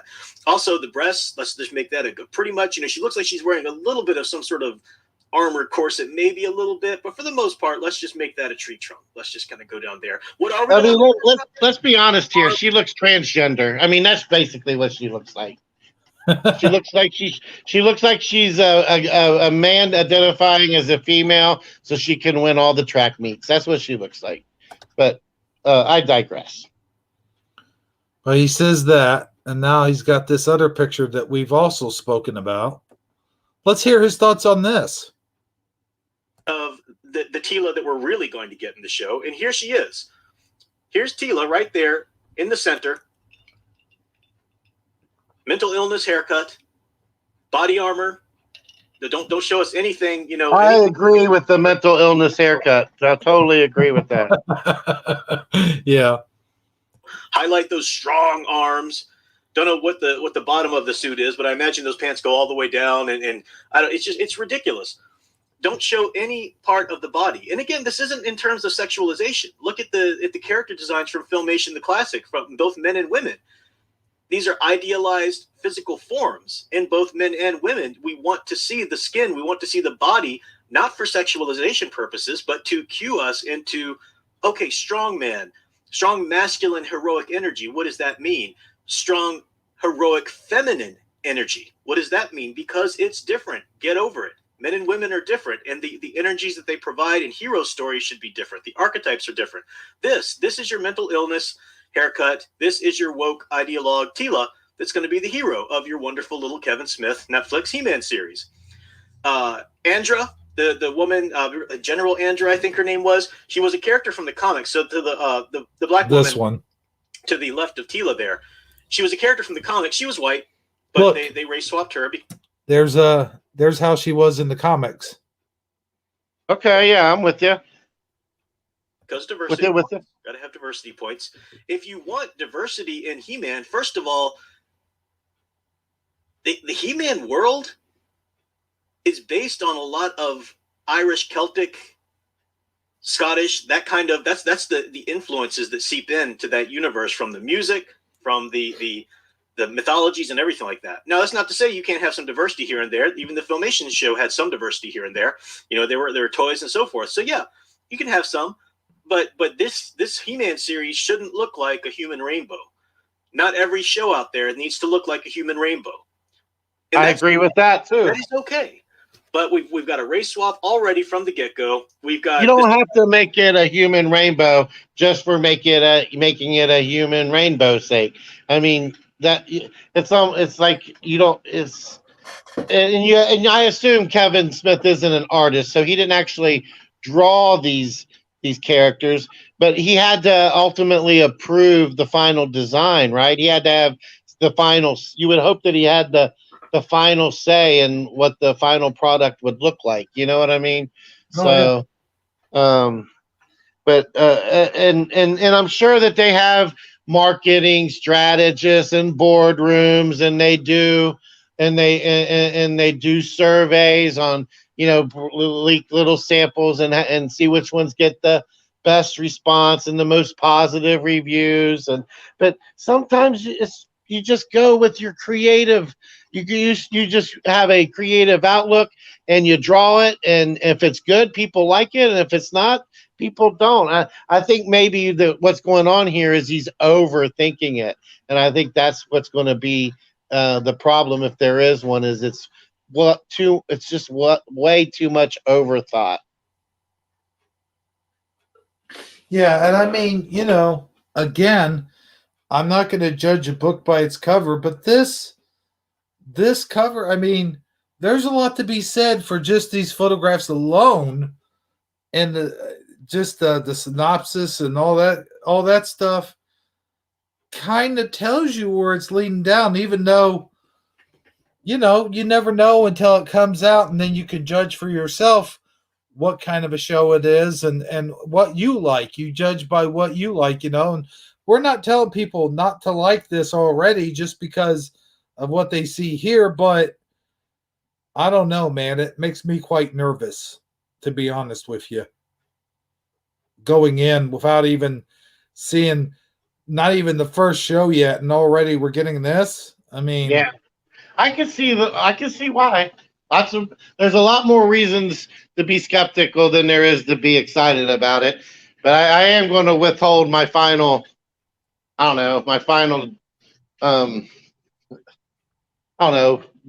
verdict on it, if it's a pass or trash, until I actually watch a couple episodes, Oh, yeah. And there's one more thing I want to show you that's not of this guy's video, is an actual trailer for Kevin Smith's whatchamadoodle. And I just want you to see the reaction that He-Man Let's see here.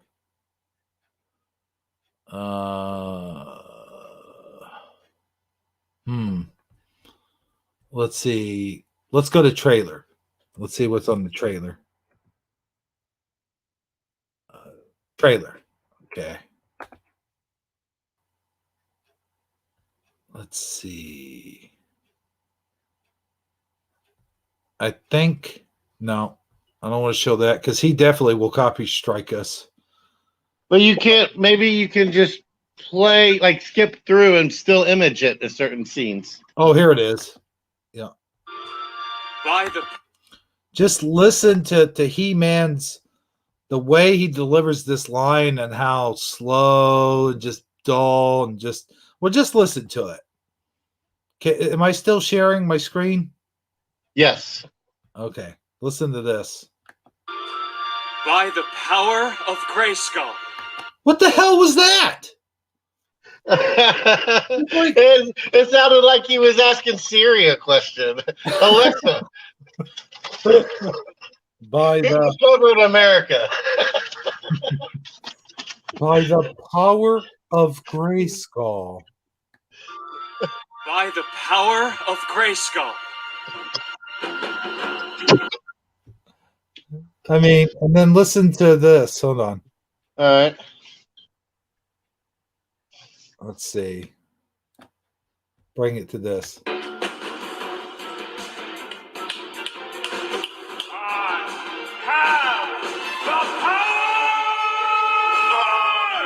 What the hell was that?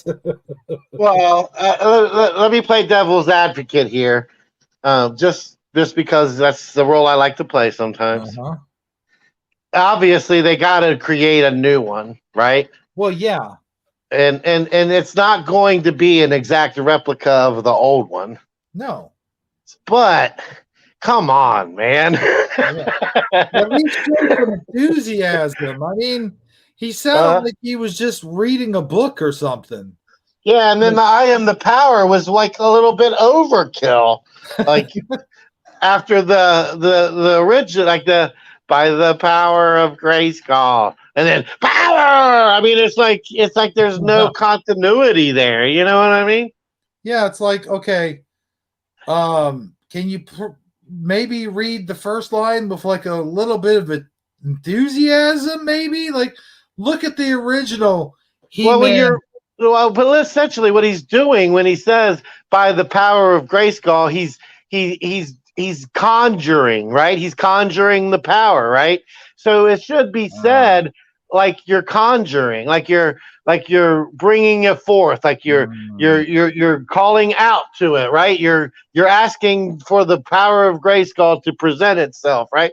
By the power of Grayskull, you got to say it like you're bellowing it out to the valleys and the mountains, so that wherever it is, it'll come forth. Yeah. Just to get a little bit of perspective here, which sounds more badass? This one? By the power of Grayskull. Well, see now,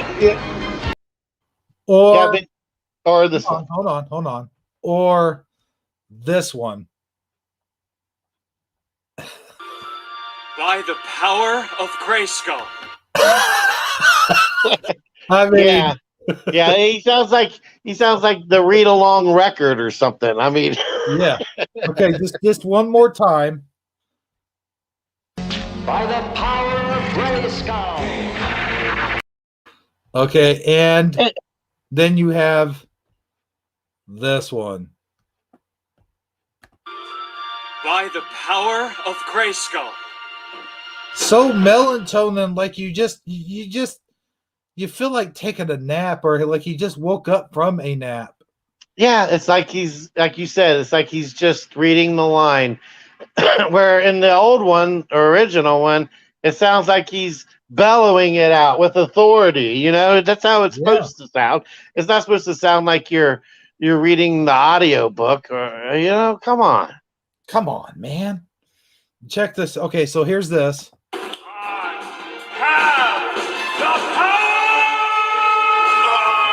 I have The power. Well, no, I think he said am, not have. Huh? I think he said am. No, I am the power, didn't he?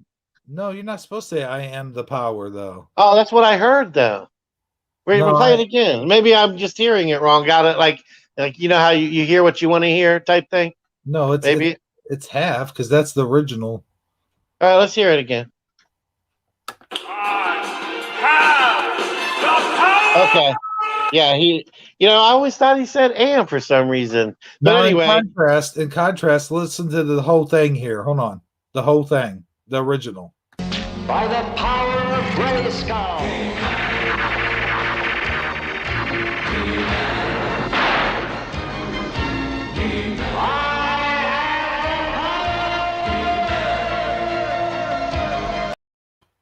Huh? Oh, I agree that the first one is better. The first one is better, and it's so funny. But I think that we're biased though because that's what we're used to. That's what we've come to expect. Had we never heard the other one, we probably wouldn't take as much offense with the new one as we are doing. Do you see what I'm saying? I don't know, man. I honestly don't know. That other one sounds like he's on Valiums or Xanax or something when he's saying it. It just there's no energy to it. There's no energy. There's no umph. There's no powwow, is what you're saying? There's no power. He sounds like he's saying, I have the power. That's what they were saying on that article. They were saying power.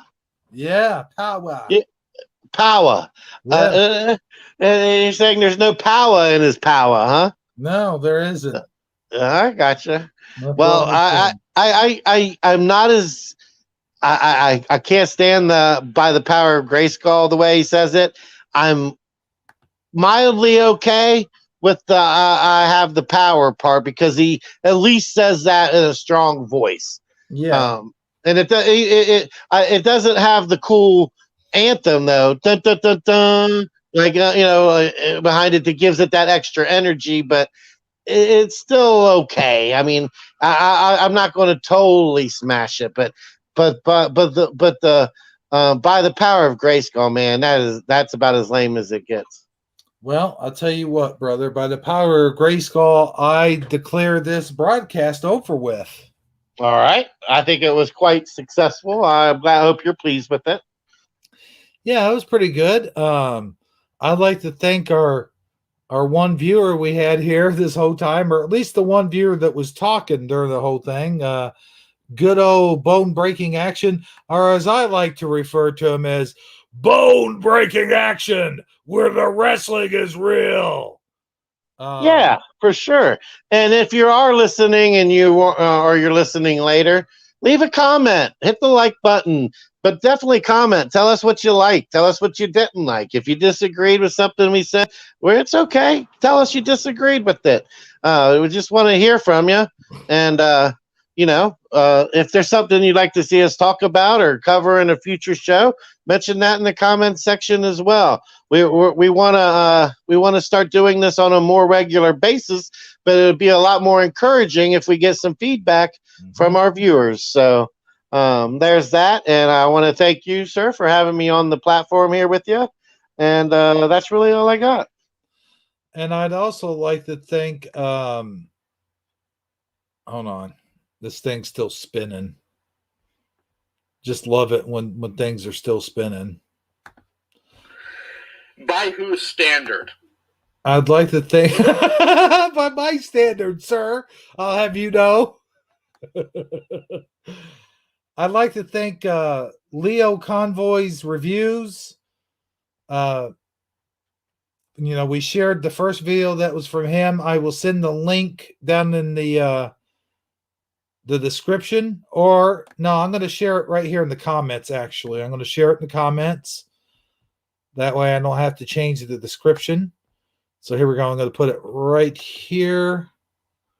Hold on just 1 second. I'm also going to share Professor Geek's channel as well. Professor Geeks, thanks for letting us share your video. I think you had some good insight there on the new He-Man series.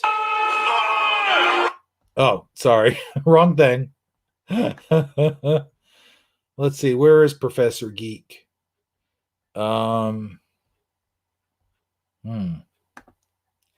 Professor Geek.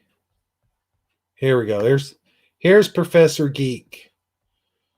So let me just leave a link to his channel as well. That show and try to appeal to. There we go, Professor Geek. Everyone subscribe to him if you will. There we go. Put it right underneath Lio Convoy. There we go. And until next time, this is Hebro77 along with Saggy Battle Cat. We're gonna call you Saggy Battle Cat. What do you think for the next one? All right, sounds good to me. All right, cool. So yeah, Hebro77 and Saggy the Battle Cat, or just Battle Cat, or how about Cool Cat, Cool Battle Cat? What do you think? Either one of those, right? Yeah, we'll figure it out. We'll figure it out for the next broadcast, and I think we will do another broadcast. Certainly a lot sooner than our last broadcast, which was like 11 months ago. Yeah, I was going to say 8 or 9 months ago. If somebody was pregnant with a kid last time we broadcast, the kid's probably sipping out of a sippy cup by now. Oh yeah, for sure. I don't do these often, but when I do them, we do them right, I guess. I don't know. Anyways, I hope you guys enjoy the rest of your evening. And from everyone here at Toy Talk Tuesday, we'll see you guys next time. Good night, everybody. Well, that does it for tonight's show. It's been real, and it's been fun. And yes, it's even been real fun. But as all good things do, they must end. But remember, there will always be another show. Oh, at least I hope there'll be another show. As long as my internet keeps going and I'm still alive, I guess there'll be another show. But anyway, until next time, remember that snakes don't always bite. But when they do bite, oh, brother, it really hurts. So long, everybody. Wait, I played the wrong outro. Oh my God. I have a better outro than that. Hold on. Sorry. What do you mean a better outro? I'm just kidding. Go ahead. Here we go. Thanks for joining us. We'll see you next time on Saturday Morning Cartoons. Good night, everybody.